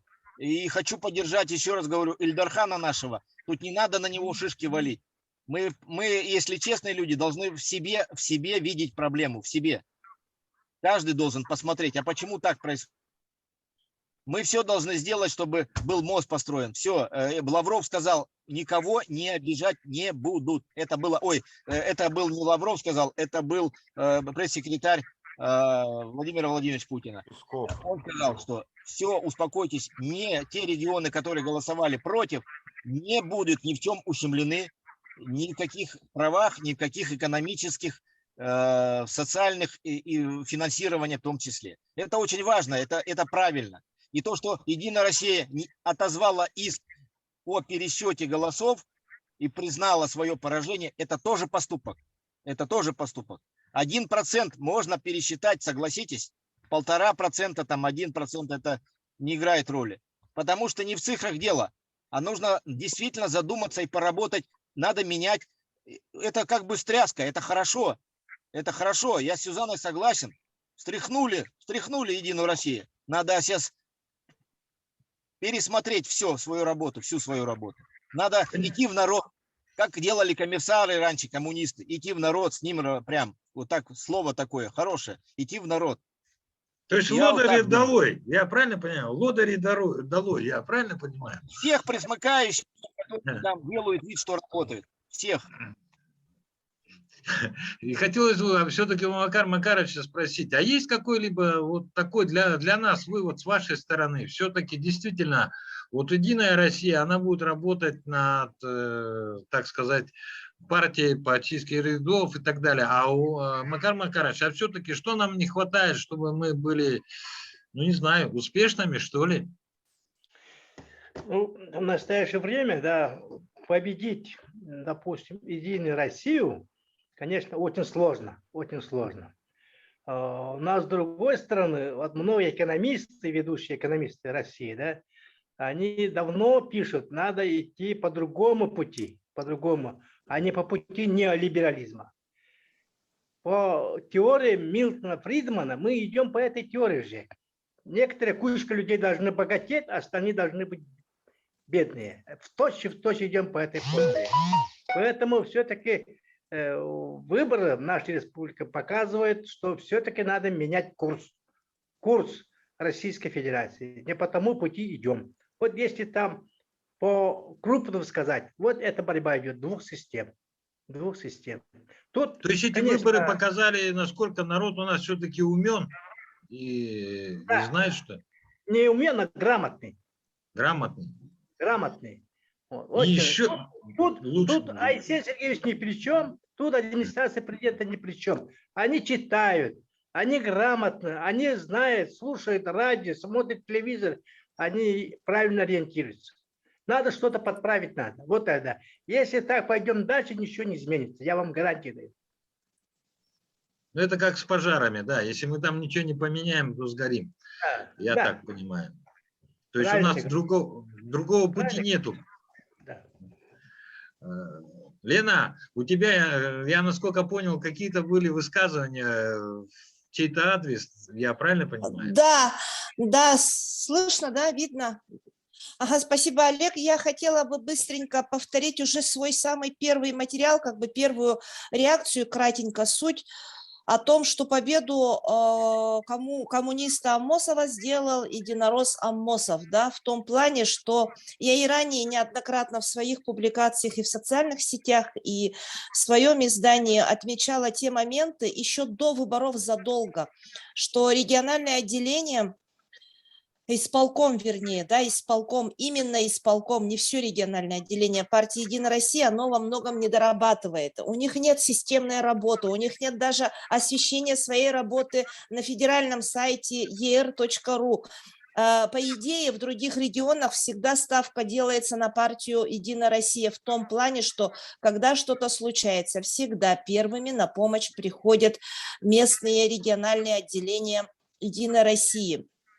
И в этот раз, например, на пожарах, вот почему у нас добровольческий штаб создали сами общественники, почему это первое, например, не сделала Единая Россия. Ведь тем более, что Айсен Николаев именно в качестве секретаря, помните, у них была партийная конференция перед съездом летом, вот, он давал конкретное поручение исполкому, конкретное поручение Владимиру Владимировичу Аммосову о том, что членам партии, всем первичным отделениям, местным отделениям, районным, городским необходимо мобилизоваться и полностью все силы направить именно на борьбу с лесными пожарами, внести максимально свой вклад в это дело. Но после этого что было? После этого Аммосов, тот же Черкашин, еще там пара-тройка вот у нас, которые инста-лидеры, да, партийные, молодые, они взяли, сели в машины, взяли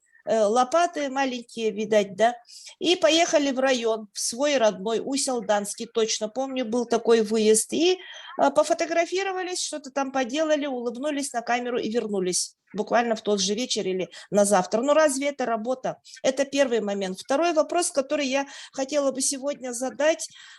Но это я отдельно еще напишу подробно, поэтому сейчас не буду это сильно акцентировать на этом.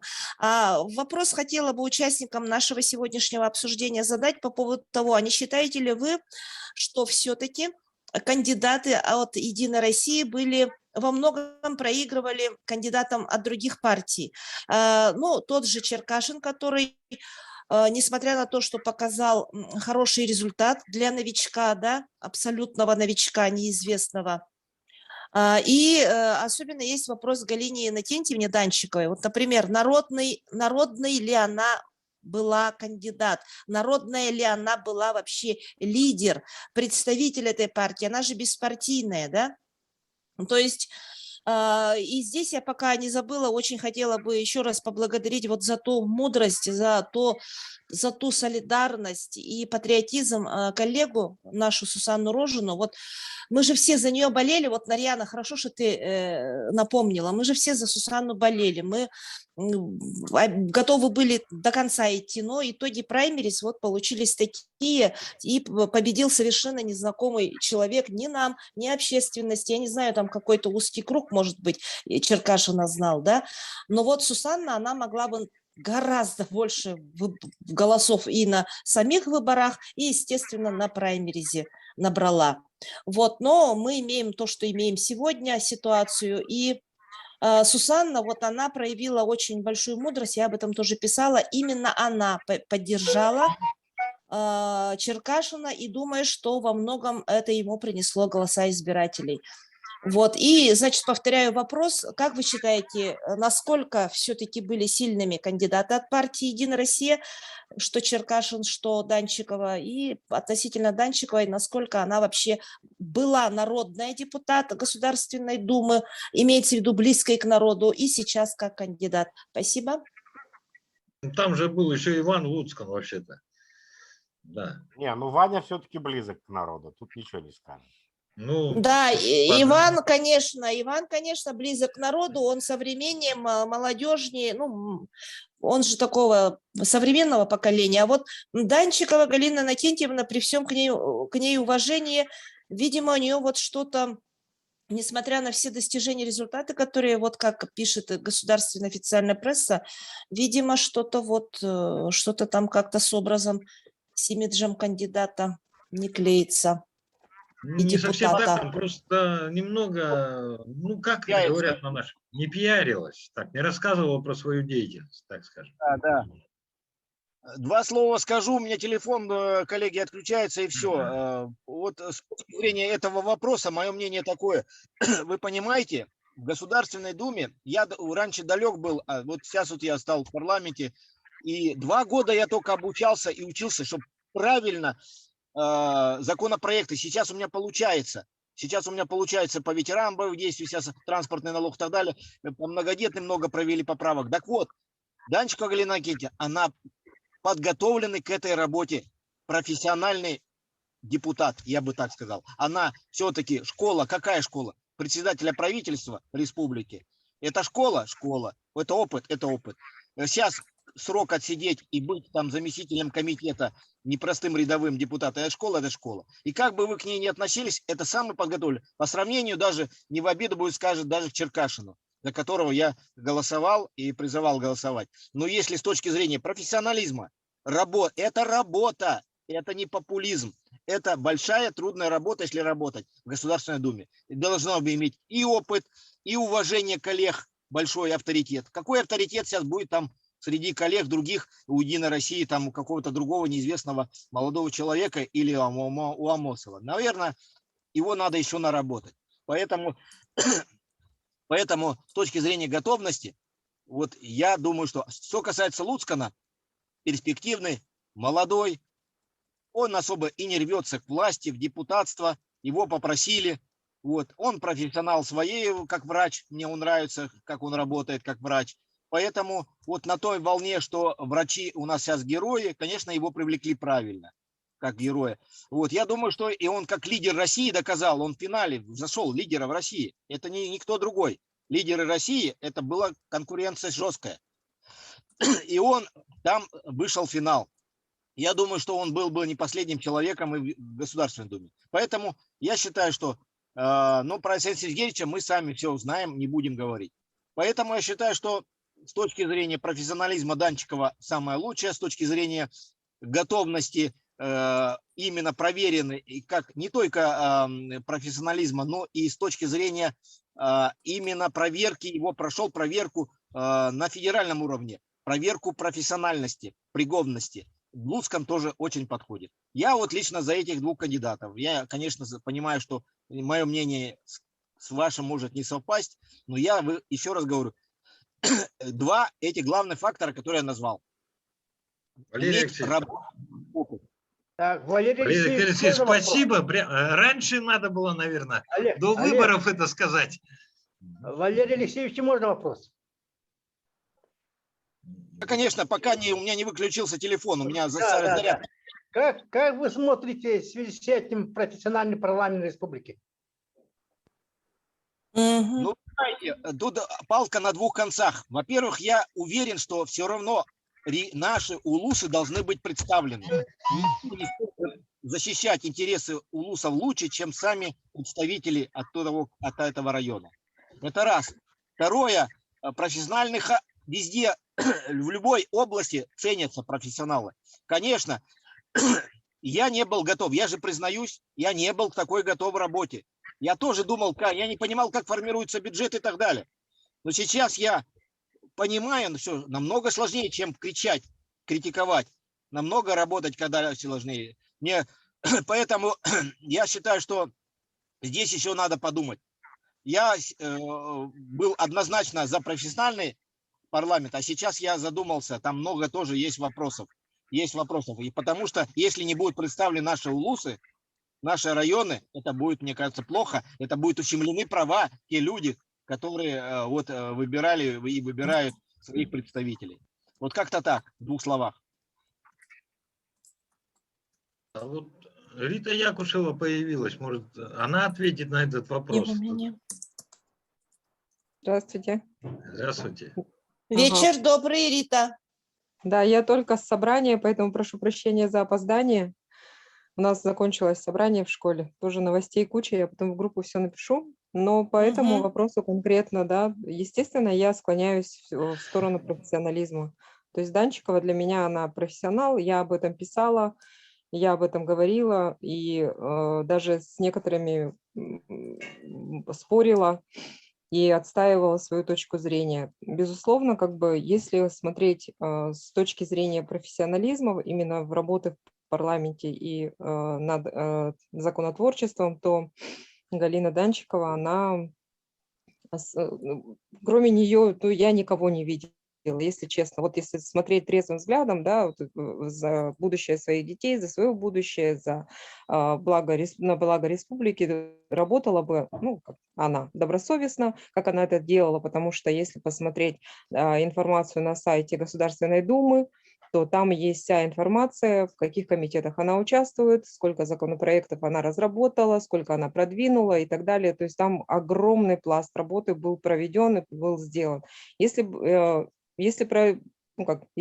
Иван, да, прошел, то этот человек, мы с ним общались, мы с ним реализовали там несколько проектов уже совместных. И он тоже, ну это вот растет такой вот новый профессионал, скажем так. Поэтому, пускай растет, правильно понял? да, и у него сейчас он накапливает вот этот опыт, он накапливает, наращивает вот эти мышцы, да, вот политика, потому что вот эти вот предвыборные кампании, они тоже дают какой-то потенциал человеку, то есть вот этот опыт общения с избирателями, да, когда вы, наверное, читали его комментарии, то есть он очень адекватно, простым языком отвечает на такие довольно-таки спорные темы. И всегда правда на его стороне. Вот я заметила, что именно человек перестает с ним спорить, потому что он понимает, что Иван-то прав, когда он говорит, тот или иной вопрос поднимается. То есть и с ним уже человек не спорит, то есть если есть, как-то абьюзер, да, хейтер там и так далее, то есть он перестает спорить, понимает, что бесполезно спорить, потому что этот человек знает, как за себя постоять, он знает, как ответить. И это тоже очень главное, такое хорошее качество. Эмоции тоже нужны, конечно, но мы видим, что эмоции мешают.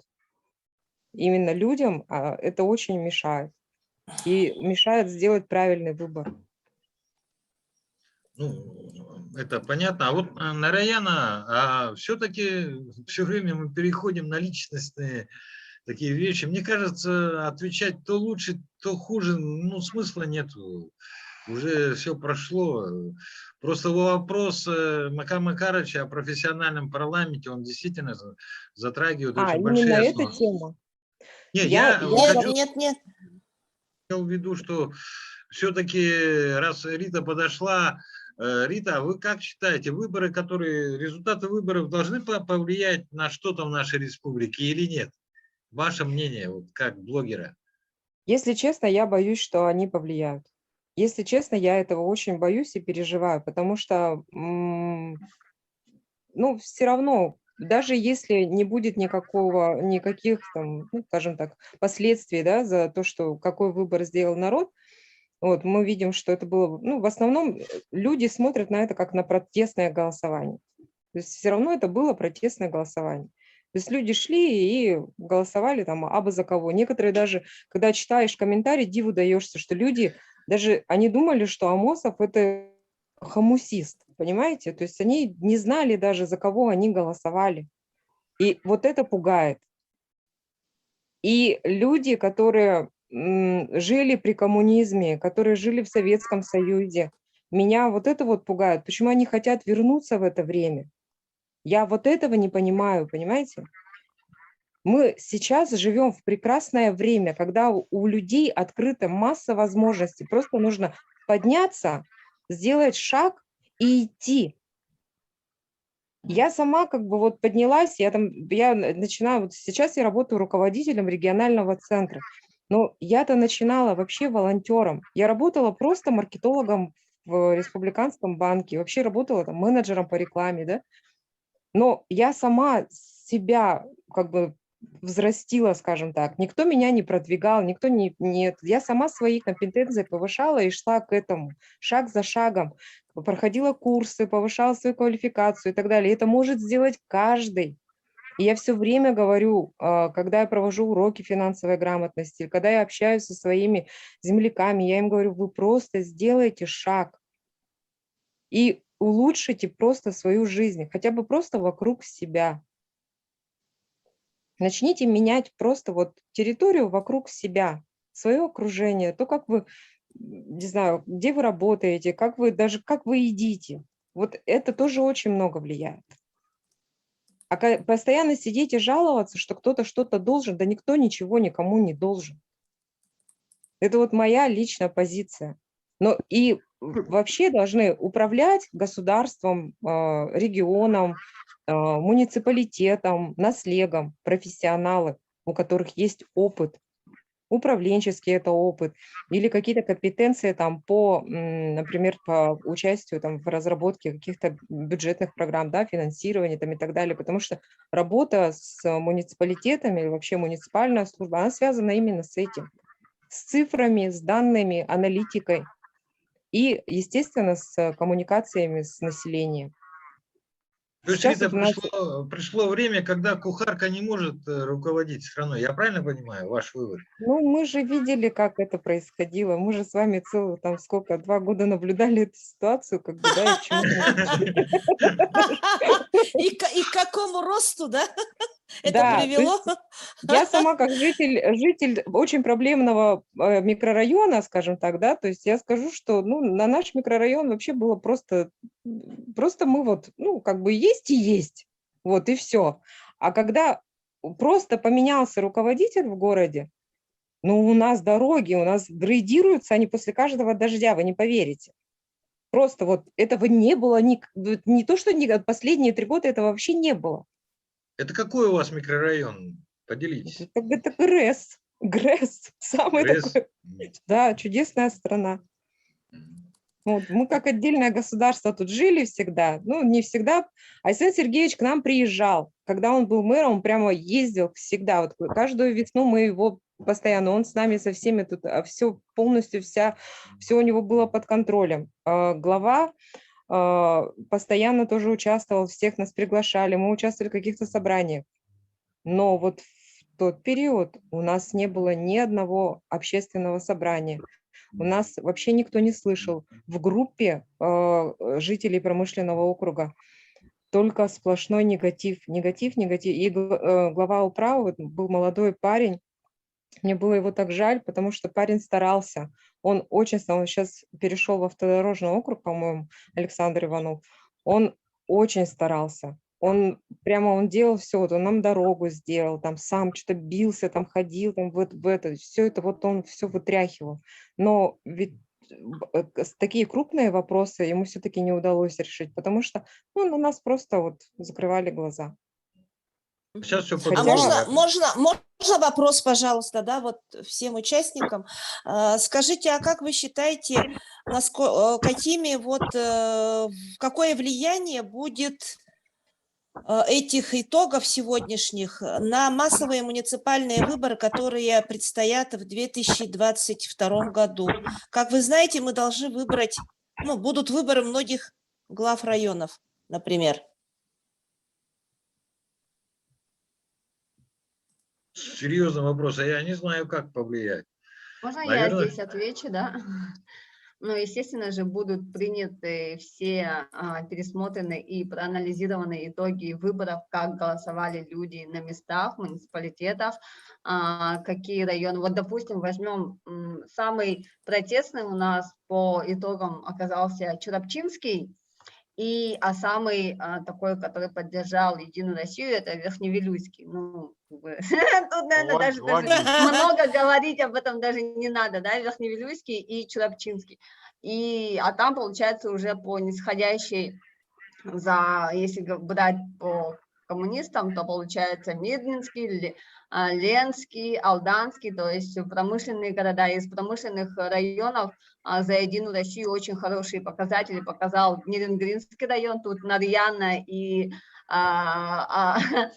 меня поймут, да, потому что как бы там избран новый глава, причем очень хороший глава.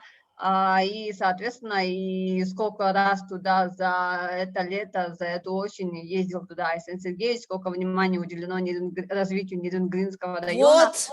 Да, тот же самый инфраструктурный кредит, который Якутия одной из первых получила по стране, он будет направлен как раз-таки на застройку квартала Р в Нерюнгри. И вот как раз-таки вот это вот дает толчки развития, доверия для того, чтобы районы поддерживали Единую Россию. Но я вот не могу понять, чем недовольны все-таки жители Чурапчинского района, что у них такого плохого, чем они недовольны, или это все-таки ностальгия по Егору Афанасьевичу, либо это какой-то протест против личности нашего действующего главы Айсена Сергеевича, да, ну, то есть клановая борьба, можно так сказать, да, борьба элит, которая идет, это как бы тоже есть, и это необходимо учитывать тоже, то есть сделать отсюда соответствующие выводы. Ну, естественно, эти выводы будем делать не мы с вами, а эти выводы будут делать Айсен Сергеевич лично и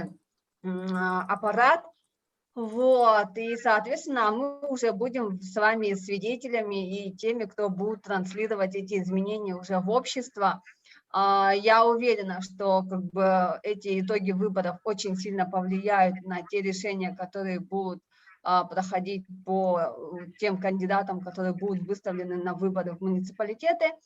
Вот, и, естественно, необходимо в данном случае, да, как я вижу, необходимо все-таки усилять вертикаль власти в муниципалитетах посредством того, чтобы в муниципалитеты пришли очень сильные люди. Вот в этом плане, допустим, вот в Нюрбинский район, кстати, тоже хорошие показатели показал, и я уже поздравила Алексея Михайловича за такой результат.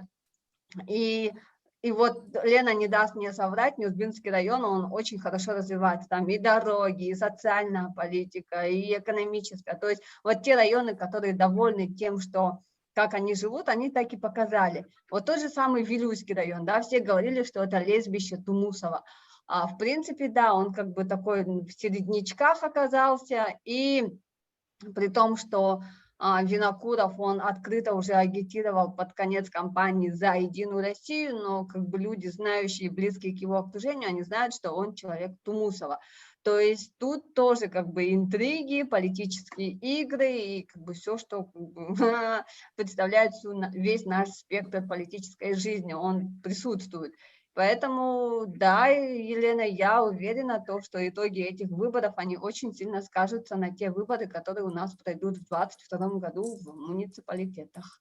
Вот. И, кстати, еще я хотела отметить, Горный Улус и Усалданский, как я и писала об этом ранее, Горный Улус, он поддержал своего земляка Николаева, да, Василия Петровича, потому что ну, он и сам помогал во время пожаров в Бескёле, он оказывал меценатскую помощь, а у солданца они поддержали своего кандидата, своего земляка Черкашина, и как бы, ну, это было, ну, то есть вот наш улусный менталитет, о котором мы так любим говорить, он вот как раз-таки так и проявился, и то есть делать отсюда выводы тоже как бы необходимо. То есть опытные политологи, технологи, они как бы все это видят, прекрасно анализируют и просто... если еще говорить про Данчикову, да, я согласна, то, что она профессионал и то, что она отлично отработала свою пятилетку в Госдуме, но минус в том,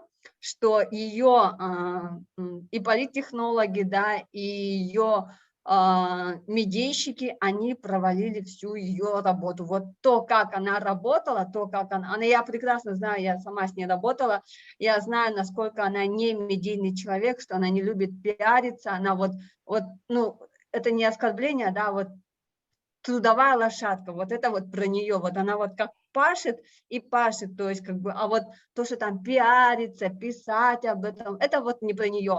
И в этом плане я понимаю, что, наверное, ее пиарщикам, медийщикам было сложно с ней работать в части освещения ее работы, да, потому что в каких-то моментах она вообще не любит что-то говорить, писать, но это как раз-таки сыграло ту ключевую роль в том, что население не знало о ее работе, что она там делала, то есть вот так вот перед выборами свалилась как снег на голову, непонятно, что она там делала, то есть те люди, которые за ней наблюдали, которые знают, как она работает, они, естественно, знали, но это мало только тех людей, это не общая масса, а общая масса вообще не знала, то есть, да, вот пришла блондинка, и начали ее пиарить там перед выборами. Сюзанна, вот здесь как раз и вопрос, между прочим, наверное, национальной вещательной кампании, нет?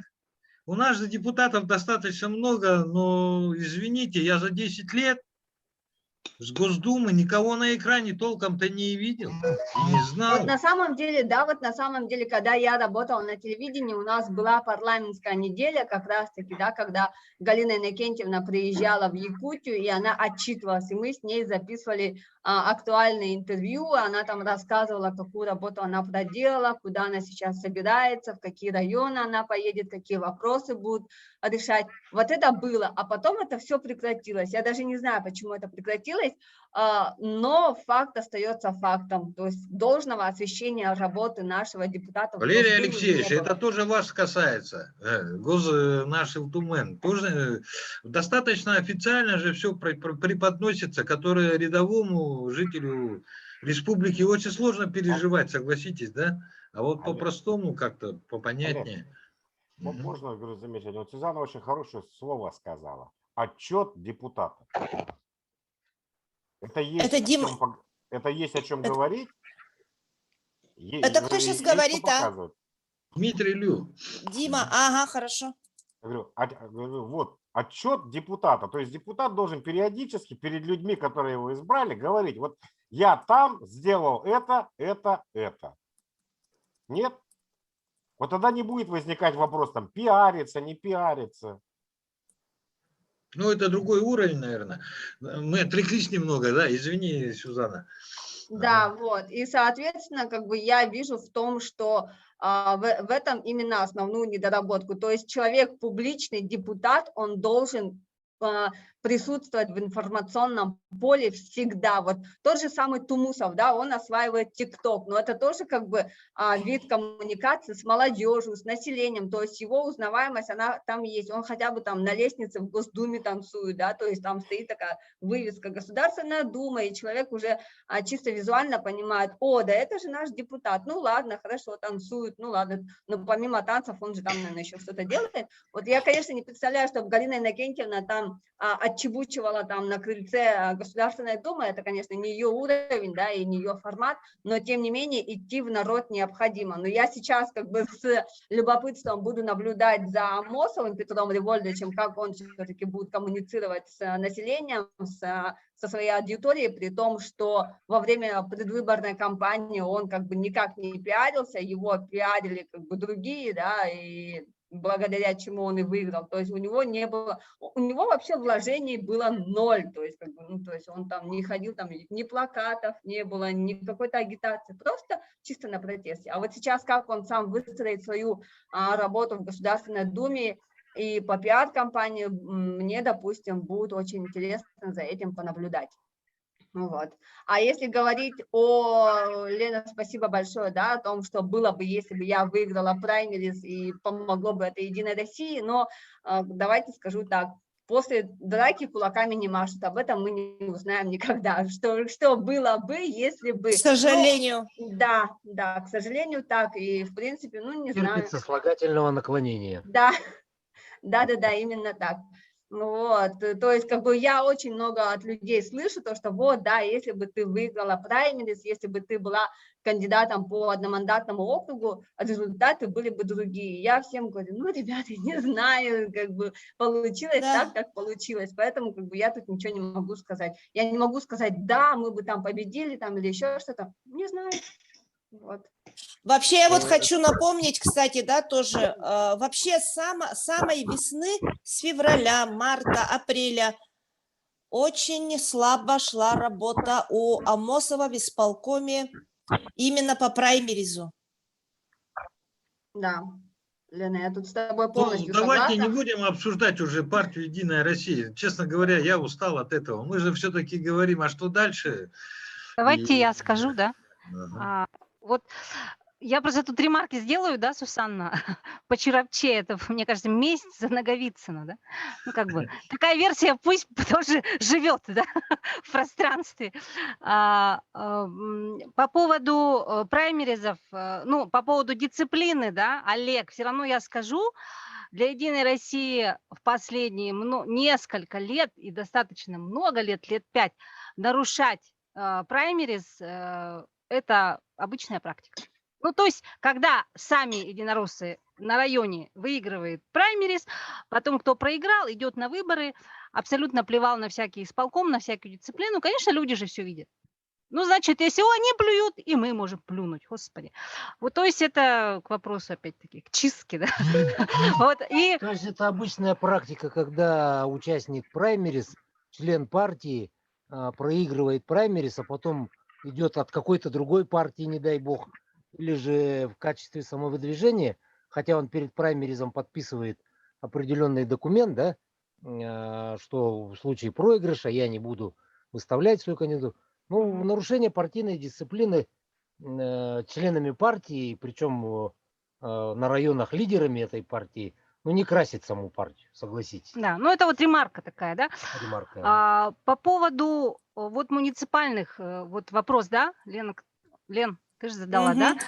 Да. Мы вообще, в принципе, наш сектор – это работа с лидерами общественных мнений, именно не партхозактив, не директора школ, в принципе, там, главврачи, это понятно, что с ними есть кому работать, с ними там ДМСУ работает, там, ДВП, да, то есть у нас больше сектор обстрела – это неформальные лидеры, и мы очень большой упор последние годы делаем на именно южные промышленные районы. 4 раза ездили в Нерингри, в Ленске были, и, ну, достаточно как бы мы ездим, в Алёкминске, да, часто, в Мирном были, и есть что сравнить, и вот проект, который мы включили и Лену, и Сусанну, и который нам всем очень понравился на выборах Щегольника, да, в Нерингри. Вообще классно, да. Сообщество Якутии, и именно вот в этой технологии мы видим задел на ближайшие 2 года, потому что если уж делать выводы, то, в принципе, мы так и будем эту программу продвигать, да, свое видение, потому что все-таки, прежде всего, сейчас уже какое давление? Тем более с молодежью, все бесполезно. Все вот эти старые какие-то вещи, которые не сработали, их нужно выкидывать. Поэтому нужно работать очень мобильно, очень быстро. И почему, в принципе, мы не только внешне изучали работу новых людей, мы покопались и даже до того, как Сарданов поблагодарил своих политтехнологов, откуда ноги растут, откуда руки растут. Там очень хорошая методологическая база идет от Щедровицкого, от Евгения Островского. Это с 80-х, 90-х годов. Это тренинговые базы. Это огромная методологическая идейная база, которую прошел и Кириенко, и Нечаев. То есть все серьезно. То есть это вот так, не шапкой закидаем. То есть, в принципе, там есть... В принципе, поскольку я психолог, я же все время изучаю эти тренинговые вещи. Глубокая философская база. База. И поэтому в этом плане нужно брать все лучшее и внедрять. А в Якутии, вот почему мы считаем, что действительно нас мало, в чем проблема ломов, и вот то, что вот упомянули там Алену Алексееву, да, и вот ребят вот с соцсетей непосредственно, где мы работаем. Тут очень огорчительное, что вот если, например, культура политическая, вот ты проголосовал там за лейбористов, консерваторов, потом пошел пить кофе, да, вместе. Ну, это же культура, пожалуйста. А это что, нельзя? Культура во всем мире. Нет, это нормально. Вот ты в Англии, да, вы там проголосовали, или там в США, но вы же там не обсираете вот друг друга в соцсетях. То есть вот эффект нашей деревни в этом. То, что мы здесь, Сахалар и так нас мало, да, и тут мы еще друг друга какашками кидаем в соцсетях. Вот это меня всегда вообще убивает, потому что я в Фейсбуке, конечно, тоже лидер мнений, но я вообще стараюсь о политике не писать. Я даже когда за Березкина работала, я вообще не писала за Березкина, потому что, попробуй Коллеги, напиши. на Западе на это посмотрят. Вот вообще мы сейчас как бы говорим о наших, мы между собойчик вот так в республике, что Россия подумает, остальная, это тоже как бы нас не касается вроде бы как.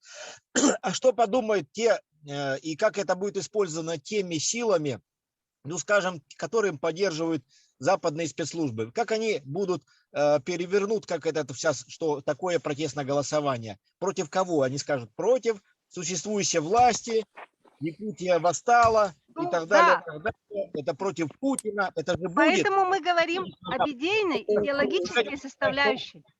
Она необходима, да, идеологическая составляющая. Да, но это должно вестись уже современными методами, современным подходом, то есть давлением сейчас, и вот, вообще ничем уже все не решишь, не автобусами подвозить, все это уже. Поэтому осталось-то, в принципе, 2 года. 2-3 года. И в это время вот сейчас нужно даже вот с вчерашними там оппонентами, с кем мы там, кто-то ругался, я лично вообще ни с кем не ругаюсь, да, стараюсь, но в принципе со всеми находить общий язык. С теми же лидерами мнений, которые работали на КПРФ, в тех же соцсетях, вот эти ребята, инстаграмеры, со всеми нужно находить общий язык. Мне так кажется, это такой подход. Смотри, но есть люди, с которыми вообще невозможно найти общий язык. Они абсолютно оппозиционно настроены, и вообще любое мнение, которое не совпадает с их мнением, они воспринимают Надо не его в соцсетях ругаться с ними, нужно нормально общаться по-человечески. Вот, в принципе, у нас есть кейсы такие, просто... Мне очень сложно было с такими общаться, я вам сразу говорю. Мы понимаем. Впереди уже увидите, просто вот об этом говорят. Помирился с семьей, и тут опять выборы, да? Да. А на самом деле, я считаю, у нас достаточно комфортное было голосование. Я не считаю его протестом. Это мое мнение. То есть человек изъявлял свое желание, как хотел. И все.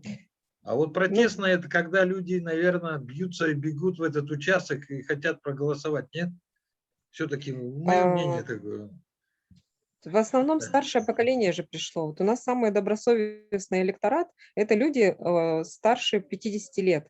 И получается, что вот нашего возраста люди, да, вот, например, мне 41 год, и мои ровесники, они не очень серьезно относятся к выборам. То есть они относятся к выборам так, что ну и без нас там все решат. Я работаю, мне как бы сейчас не до этого вообще.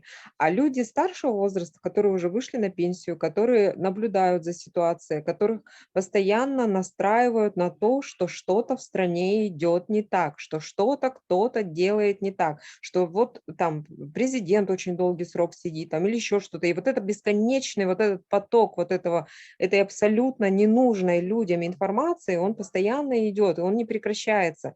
И это все копится и выливается вот в такое вот, что, ага, вот не надо нам такого, мы хотим вот так. Было раньше, они вспоминают, почему мы вспоминаем, ну, как я так тоже долго думала, я у мамы спрашиваю, говорю, мама, ты хочешь вернуться в то время, когда ты жила вот в 90-х годах, до 90-х? Она говорит, и в 90-е не хочу, и раньше не хочу. Я хочу жить так, как я сейчас живу. Если бы я жила как сейчас, раньше, у меня бы было все по-другому, была бы другая жизнь. У нее сейчас в руках интернет, открытые возможности, она общается бесплатно там со всеми, по всей стране у нее там родственники, знакомые, она ездит спокойно, передвигается, у нее такие льготы, хорошая пенсия. Я не знаю, почему постоянно идет информация, что у пенсионеров низкая, маленькая пенсия. Вот это вот федерально, может быть, федерально, ну там в центральной части России, да, она меньше, чем у наших пенсионеров, ну, если я не стану делать из этого секрет, но моя мама получает больше 30 тысяч. Для нее одной это вполне нормальные деньги. И она даже умудряется откладывать, и она ездит в путешествия. Ей 75 лет, ей будет нынче 76 лет.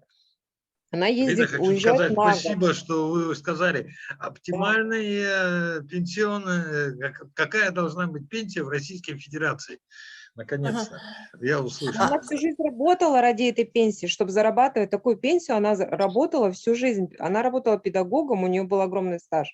Она ветеран труда, и потом вот эти все надбавки тоже, ну, конечно, это хорошо, но люди же, большая часть жителей Центральной России, они же приезжали сюда на заработки, они же потом уехали туда, выйдя на пенсию, они же тоже приезжали, уезжали вахтовым методом. И я не скажу, что прямо там все население там за гранью нищеты. Нету такого. Не, ну, я еще раз скажу, да, по этому вопросу. Это Валерий Алексеевич об этом уже сказал, и могу напомнить вам, недавно было заседание Минобороны, где был затронут вопрос о том, что для наших выборов было задействовано только 5 IT-центров, которые нас... Короче, у них там все хорошо с нами. Они с нами работают, нам навязывают. Здесь вопрос действительно безопасности государства. Об этом тоже не надо забывать, честно скажу. А можно вот, спасибо большое, да, можно вот небольшой комментарий напомнить, что мы с Сусаной вот летом несколько раз, довольно часто ездили именно на лесные пожары в районы, да, в основном в Вилюйскую зону.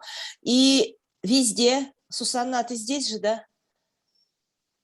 Да, Лена, я здесь. Да, помнишь, у нас везде мы встречали членов Единой России. Я по данному поводу тоже недавно, тоже в качестве первой реакции написала, что мне очень обидно за единороссов, именно за рядовых, которые не получили те итоги, ту шикарную победу, такую мощную победу, которую они хотели, и которую они заслужили, и которой они достойны. Потому что что бы мы ни говорили о партии «Единая Россия» или вот об отдельных ее там номенклатурных руководителях исполкомов, да, как Амосов, люди, Лен, ты же сама об этом сейчас они, говоришь. единороссы рядовые, они летом занимались не выборами, они занимались борьбой, они боролись с пожарами, они тушили пожары, и, к сожалению, вот та ситуация, которая сегодня имеется, да, она... Лена, вы партийная? Нет, я беспартийная. Я А зачем так много говорим о Единой России? Я все понять не могу. Олег, подожди, Олег, я сейчас завершу, да, свою мысль, которая у меня немного теряется. Я потому что параллельно делаю текстовую, пытаюсь сделать трансляцию у себя на сайте. В общем, коммунистов что-то я лично не видела, которые бы где-то бегали, прыгали, что-то делали, действительно, реально боролись. Наверное, тоже там был один из первых. Я там не встречал ни одного коммуниста. Мы там с ветеранами боевых действий в разведку ходили. Да. Мы там везде обнаруживали очаги пожара, делали все, что, потому что мы подготовленные люди, поехали. Я тоже в разведке служил. С нами Гаврил был тоже чеченец, который в разведке служил. То есть мы команду создали хорошую, чтобы выявлять, ну правильно, как сказать, границы пожара, чтобы правильно делать траншеи в нужном месте. Это очень важно было. Поэтому я не видел там их. Понимаете? Просто мы люди такие, не все в Единой России пиарятся. Я считал, например, для себя, ну что, я рядовым поехал. Я не говорил, что я депутат. Я рядовой. Я с оппозицией поехал, так как называем, если честно. Потому что я хотел именно как серая мышь просто оказать и посмотреть. И первый приехал, сказал, что надо военная техника. И сразу откликнулась и наша республиканская власть, и военные откликнулись. Военная техника туда прибыла. Вот это вот главное посмотрите, посмотреть своими глазами. Да, очень показательно то, как голосовали жители Бескёля. Вот посмотрите, они все проголосовали за Единую Россию. В селе Бескёль победила Единая Россия. Не коммунисты, там, никто, потому что им реально помогали единороссы, то есть наша власть. Им там построить сейчас, помимо домов, им построят школу, многофункциональный центр, дороги сделали. Ну, то есть, да, поселок, конечно, пострадал, да, люди пострадали, но в кратчайшие сроки, вот мы с Леной несколько раз были в Бескёле, мы собственными глазами видели, какими темпами там идет работа. Я не знаю, я не жила в Советском Союзе, я не видела, как шли стройки во время Советского Союза, наверное, такие же, да, большие, крупные, может, по ним ностальгируют, но в Бескёле вот этот дух единства, о котором говорил Айсен Сергеевич, да, то, что люди объединились, они выстояли. И вот посмотрите, как проголосовали жители Бескёля. Я прям чуть не рыдала, когда увидела эти цифры, которые показал Горный район, который наиболее всего пострадал от этих лесных пожаров, и как проголосовали жители Бескёля. Да, Бердиков там чуть ли не прописался, он сам голосовал в Бескёле. И вот да, я была там. Да, и вот Бескёль, на примере того же самого Бескёля и Горного района, мы видим то, как реагируют наши власти на те чрезвычайные ситуации, которые происходят у нас в республике. Я не думаю, что не будь этих выборов, власти бы плюнули и сказали, да, господи, сидите там до следующей зимы. Нет, такого бы не было. И когда люди говорят, ну, конечно, у них там выборы на носу, поэтому они там суетились. Нет, не поэтому они суетились, а потому что люди остались без жилья, без средств, без документов. Документы восстановили за 1,5 сутки. Вот те люди, которые потеряли в пожаре документы, чтобы они как-то дали на компенсацию, МВД, там все вот эти органы, они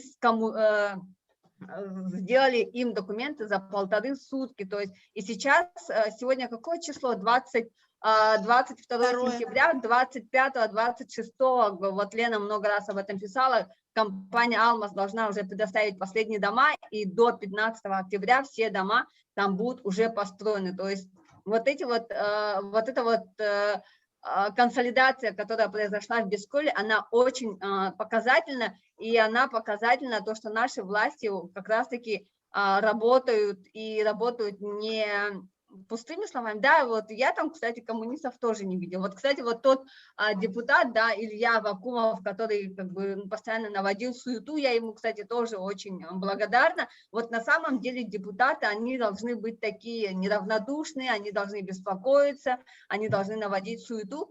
И благодаря как раз-таки тому, что у жителей Бескёля есть такие представители, да, в законодательном органе, в районном совете, и то, что власти, вот глава Горного Никита я, конечно, перебью, Сюзанна, но я все это слышали, знаем. Одно скажу, несчастье счастью помогло. Нет, пусть Сюзанна договорит. Олег, подожди, это как раз времени уже у нас йог. Хорошо, все, я заканчиваю. Это как раз-таки показатель того, как на самом деле люди должны быть не то что благодарны, да, а относиться именно к тому, что делает сейчас власть. Вот именно. Почему это мы делаем только в чрезвычайных ситуациях? Никто ответить на этот вопрос не может. Да. Как люди реагируют, да. Ну вот Надо, смотрите, мне я кажется, человек из области повседневной образования, работой да? заниматься. Можно я скажу, вот как человек из области образования, вот я сейчас работаю в сфере просвещения, и знаете, сколько государственных программ по бесплатному обучению существует вообще в целом, когда люди могут повышать свои компетенции, начиная там от, ну, от той же финансовой грамотности, да, заканчивая обучением самозанятых. Сейчас идут бесплатные курсы, бесплатное И обучение. никто там об этом не знает, потому что плохо работают государственные СМИ. Они не выполняют свои функции. Правильно? Согласна, Да. что вот в этой теме уделяется совсем небольшое внимание. Мы делаем рассылки, мы делаем, ну, создаем какие-то социальные аккаунты, сети и так далее, да, потому что наш центр, например, он выступает как агрегатор таких вот, ну, мы совмещаем в себе и темы бюджетирования, по инициативному бюджетированию, вот эта программа «Народный бюджет», которая позволяет муниципалитетам реализовывать проекты за счет государственных денежных средств. Плюс это дает возможность людям участвовать в согласовании бюджета региона. Вы можете себе представить, на что идет Минфин и как открыто вообще наше государство вообще по сути, когда оно дает открытые данные, открытые цифры и приглашает жителей Ну, а региона. кто об этом знает-то, Рита? На все на Ну, сайте, темный народ, на сайте проще Минфина об управлять. этом есть. Мы говорим об этом постоянно, учим. Минфин постоянно об этом пишет. Есть в государственных, тоже федеральных каналах об этом говорится. Но, к сожалению, большую медийную, ну, вот это все информпространство у нас занимают разного рода хайповые новости, какие-то там Да. трешовые события и так далее, и так далее. И все на этом фоне вот этих Правильно. теряется вся ценность той работы, которую проводит государство. Вот на этом и фоне. общество. И поэтому люди зацикливаются, вот как вчерашний случай, он показал Да. вот вообще полностью, вот мы уже проанализировали с коллегами эту ситуацию и пришли к выводу, что людям нужен хайп. И вот они, если нету что-то, вот я, например, в своих новостях, да, вот в своих социальных сетях по финансовой грамотности, я уже пишу хайповые заголовки, чтобы зацепить. Вот чем хайповый заголовок, да, чем он жестче, тем больше просмотров. Вот не поверите. Почему не Рита, поверим, а так давайте оно и вот есть. Верим. Давайте Верим. заканчивать. Да. Давайте Один вернемся к теме выборов. Резюмируя, уважаемые коллеги, Да, резюмируя, выводы. Выводы и... Да, нужно заниматься сейчас в данный момент глубоким системным анализом выборов прошедших и готовиться к следующим. Тихо. Глубоким системным анализом Да, прошедших выборов. Да. Так. Вплоть до каждого участка, каждого Вплоть. УИКа, почему люди так проголосовали. Любой голос – это призыв о помощи, согласитесь? Если человек проголосовал против, значит, у него что-то не в порядке. Надо установить, что в порядке, и срочно это исправлять. Вот это называется глубокий системный анализ после выборов. Правильно, вообще супер. Поствыборный. Да. Готовиться к следующим выборам. Возможно, у нас в следующем году будут выборы Ил-Тумена. В 23-м году у нас выборы Ил-Дархана. Надо, ребята, готовиться и работать. Работаем, братья. Работаем. Но надо чаще проводить экспертные клубы, ну, такого рода. Именно. Спасибо вам, что приняли участие. Спасибо. Вам спасибо, что пригласили. Всего доброго. Спасибо. Всего доброго. До свидания. Дмитрий Илюва, у тебя какой вывод? Ну, совершенно согласен с Валерием Алексеевичем. Вот весь вопрос, будет ли это сделано или не будет. Определенные выводы, конечно, уже как бы вот Сюзанна правильно говорила, уже делаются, да? Что-то двигают, кого-то перемещают. Поменяется ли это в целом? Пока непонятно. Но, говорю, вот сегодня хорошая вещь прозвучала, то, что депутат любого уровня, да, должен все-таки помнить о том, что он избран людьми, и им рассказывать о том, что он делает. Иначе, как в случае с Данчиковой, его работа просто будет незаметна, да? И никто про нее не узнает и скажет, да что он там делает, он черную икру ложками ест, да? и на Мерседесах катается. Ну, это понятно. Ну, давайте еще ваш вывод. Кто еще даст нам вывод? Можно я скажу, как тоже завершение, да, заключение небольшое? Я хотел Просто бы послушать, вот человек все слушает и молчит все время. кто? Ну вот, просто я не слышу его. Афанасий Алексеевич. Афанасий Алексеевич что-то ничего не говорит. Ну, я вот слушаю, интересный разговор состоялся. Но мне кажется, вот если сравнить ситуацию с выборами у нас и в целом по России, даже вот по результатам, ну вот как мы 19-го следили, и сначала было соотношение 38% было у «Единой России», 25% у КПРФ. Потом резко поднимается в конце до 49% у «Единой России» и падает до 19% у КПРФ. Поэтому я считаю, что выборы у нас в Якутии были действительно открытыми, конкурентными и показывают реальное соотношение сил и отношение людей, действующей власти, к «Единой России». И нужно делать из этого выводы. Негативных последствий от того, как мы проголосовали, я думаю, не будет. Наоборот, будет польза. Потому что та же власть, они же не дурные, тот же Путин или правительство России. Они будут видеть и понимать, что в чем-то не дорабатывают. И они должны эту ситуацию менять. Тем регионам, которые дают там под 90, по 80%, им скажут: у вас же все хорошо, ребята, вы же там даете 90-80%. И идет явное искажение реальной ситуации на местах и в России в целом. В конечном счете это приведет к тому, что люди выйдут на улицы.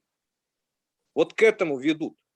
И по сути вот эта пятая колонна, она действует внутри и самого правительства, и Госдумы, и Центра избиркома, и Единой России.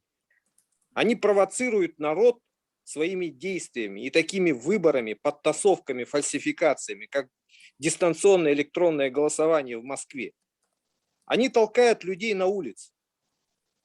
И с другой стороны, Запад в условиях вот новой войны холодной, он, когда вводит санкции против наших отдельных чиновников, высокопоставленных и бизнесменов, он им тоже говорит: если вы организуете революцию, уберете вот этого вредного Путина и будете способствовать ослаблению России, то мы все эти санкции снимем. То есть идет вот такая сложная двойная игра. И вот эти выборы, они говорят о том, что опять Единая Россия получила по итогам в целом по России конституционное большинство, и это повод для самоуспокоения. Это опять-таки говорит о том, что вот у нас все нормально, и как Утесов там пел: все хорошо, прекрасная маркиза в результате. А ведь ситуация-то сложная, цены поднимаются, зарплаты, пенсии не растут. На целое лето блокировали. Вот даже ситуация с авиабилетами, это же прямой саботаж указаний Путина. Путин в начале года в послании говорит, что нужно увеличить количество субсидированных билетов, а наш Минтранс России и с молчаливого согласия нашего правительства республики делает нас невыездными. Цены поднимаются в 3-4 раза. Ни один депутат, ни одна партия, они заткнулись и сидели. Никто же не ставит эти вопросы. Почему подняли цены на, например, строительные материалы в разы? Да.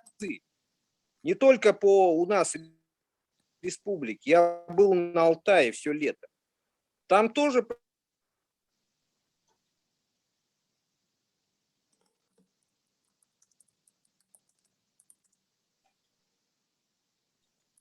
Что-то звук пропал, меня слышно? А сейчас? Слышно. Нет, не У слышно. Афанасия звук пропал совсем, что-то из картинки нету. Ну, очень хороший Да. выступление. Это говорит о том, что депутаты не должны быть молчаливыми монстрами, я так понимаю. Да? Ну, не знаю насчет монстров, конечно. Но на сегодняшний день это факт. Ну, наверное, Олег, все-таки давай, Олег, минуточку, я быстренько скажу. Ты все-таки вырубаешь мне микрофон.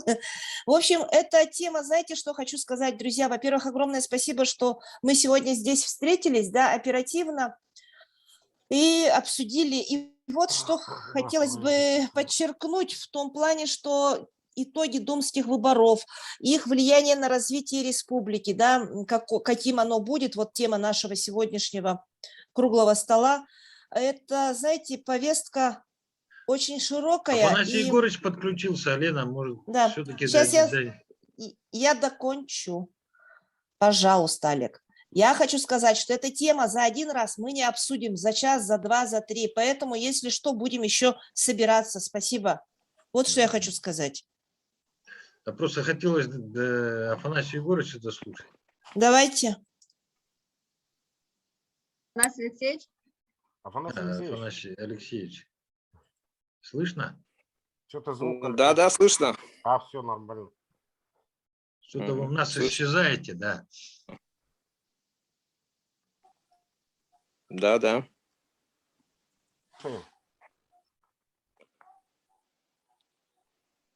Да, у вас там с интернетом, да. Звук пропадает. Ага. Угу.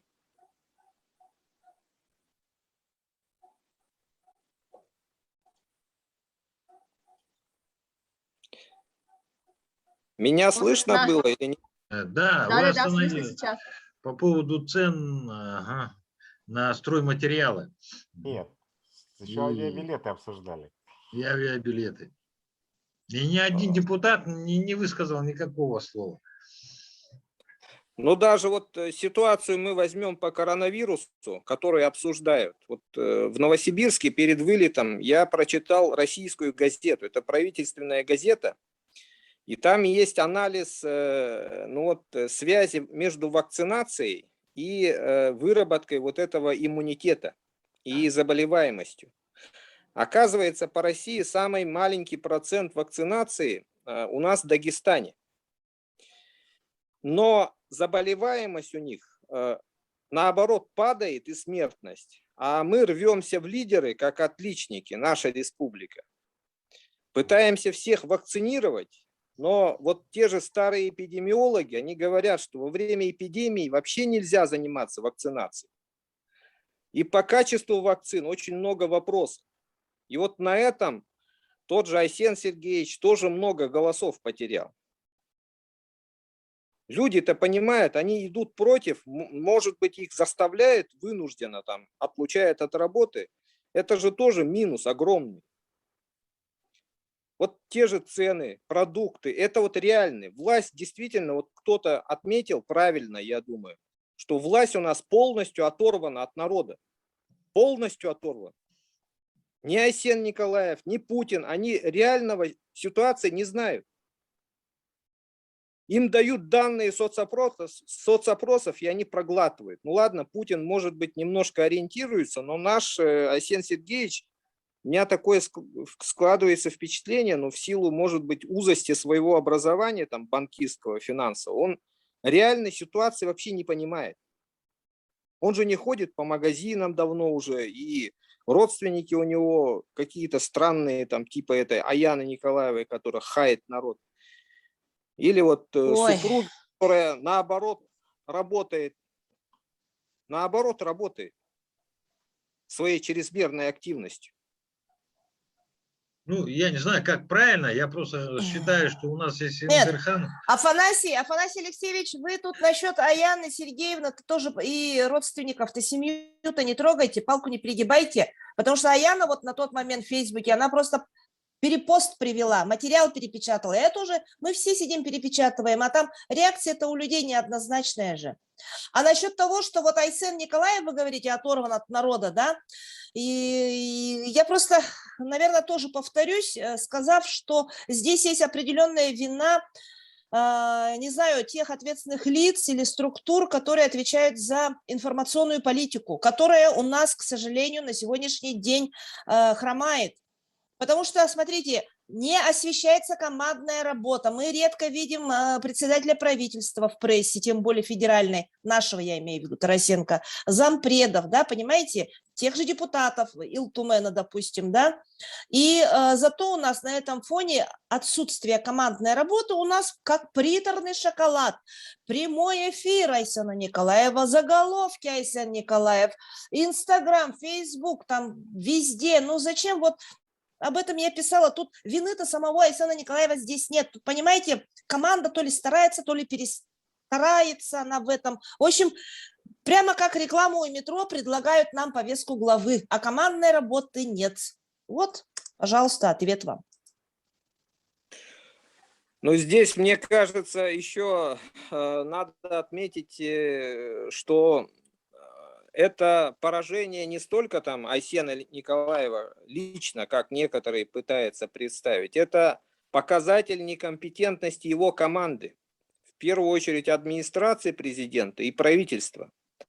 Он-то сам действительно работает и умный человек, и многие вещи говорит и делает правильно, но есть такое выражение: короля играет свита. Так вот, свита у него абсолютно некомпетентная в подавляющем большинстве.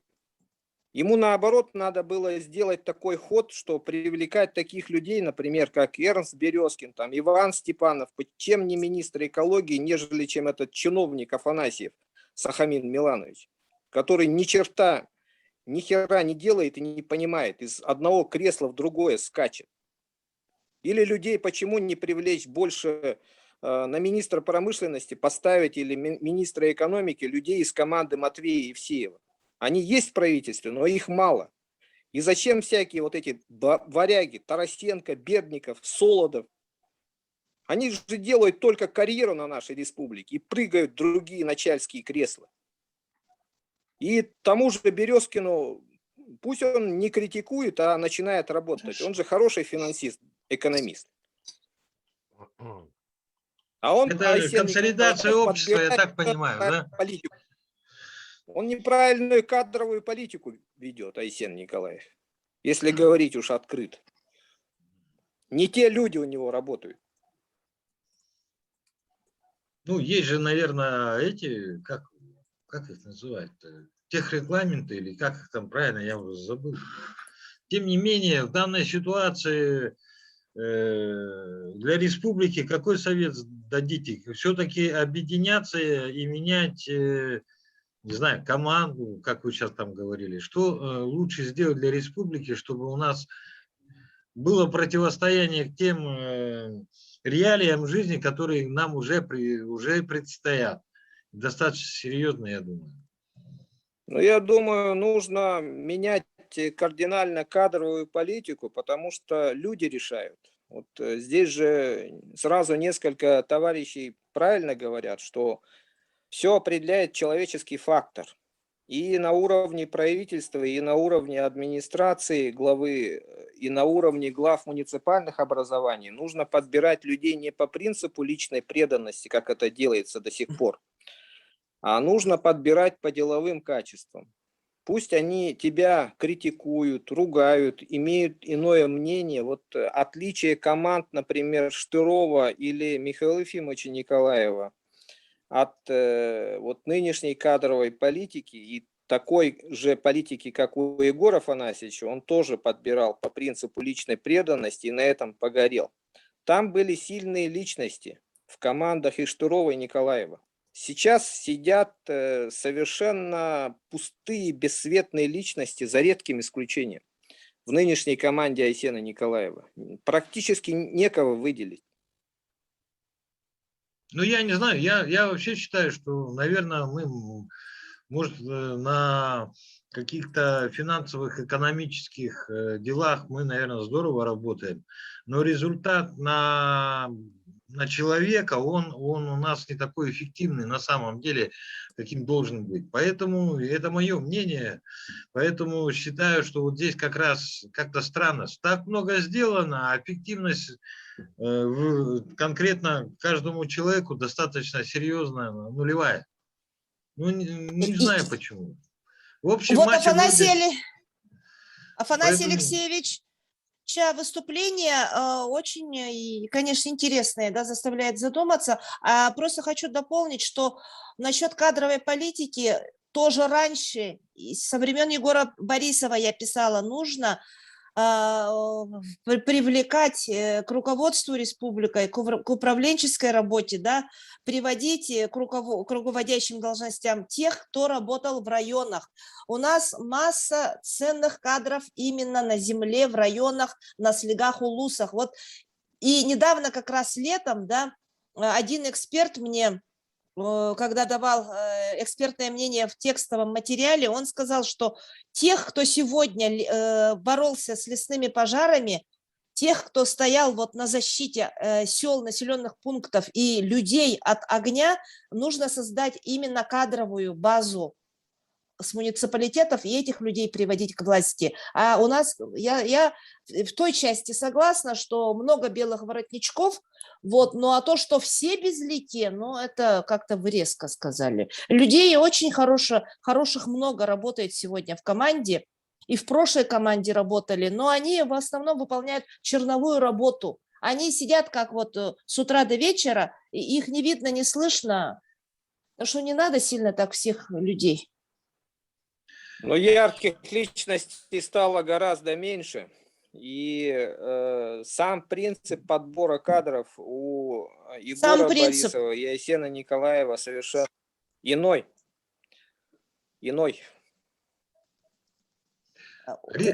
Сюзанна, а скажи что-нибудь. Твой вывод какой? Я так и не понял. Надо менять методику работы. Афанасий Алексеевич, я прошу прощения, уточниться хочу, немного не поняла. Афанасий Алексеевич, вы сказали до этого, что они одинаково идут по личной преданности, подбирают, а сейчас вы говорите, сам принцип подбора кадров у Егора Борисова и Айсена Николаева разный. Вы этим что хотите? Одинаковый вы сказали. Все, извините, не так поняла. Спасибо. Одинаковый. Спасибо. Ну вот насчет кадровой политики, да, я вчера как раз-таки вот после того, что случилось в 13-й школе, на примере мэрии тоже говорила о том, что необходимо менять кадровую политику и подбор кадров делать по другому принципу, да. И в этом плане у меня, да, схожее мнение с Афанасием Алексеевичем, то, что необходимо пересмотреть кадровый подбор, и команда должна быть сильно работоспособна и нацелена на результат. А вот это вот, ну, грубо говоря, когда они ходят и подлизывают и пытаются там угодить, это не приводит. Ну, мне кажется, не сколько угодить, а перекладывание ответственности за решение. Ну и это тоже, да, и при этом происходит, естественно, а по 13-й замыливание. школе скажу, что там не совсем так, там надо регламент менять. Ну, нету у нас, не прописано, как должны мы реагировать на этот вопрос, понимаете? И люди среагировали со своего опыта, ну а на самом деле время пришло другое, и, наверное, действительно выборы показали, что регламенты надо менять. А если регламенты менять, соответственно, и кадровую политику, и так далее. Да, подходы, да.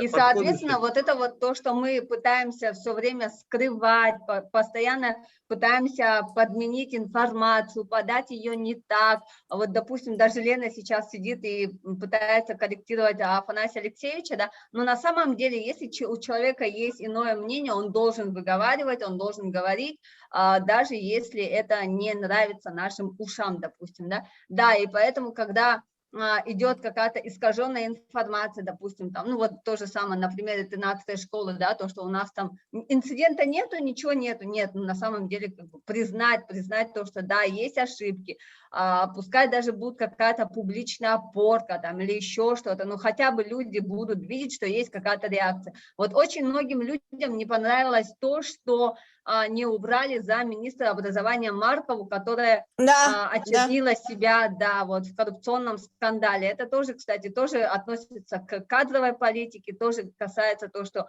по работе с командой.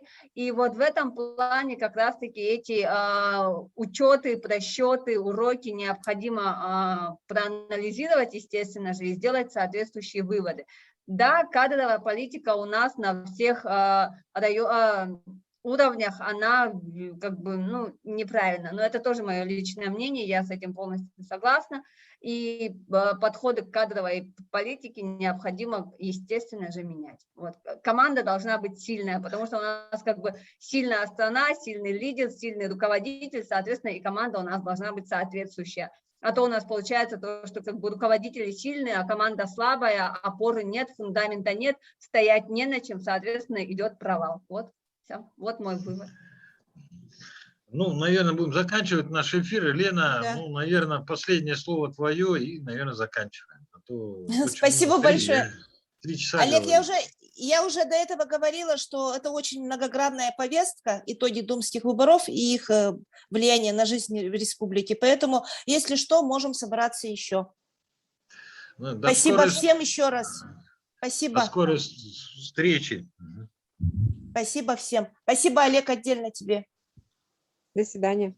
До свидания. До свидания. Я Зейн. Всем пока. Мгм.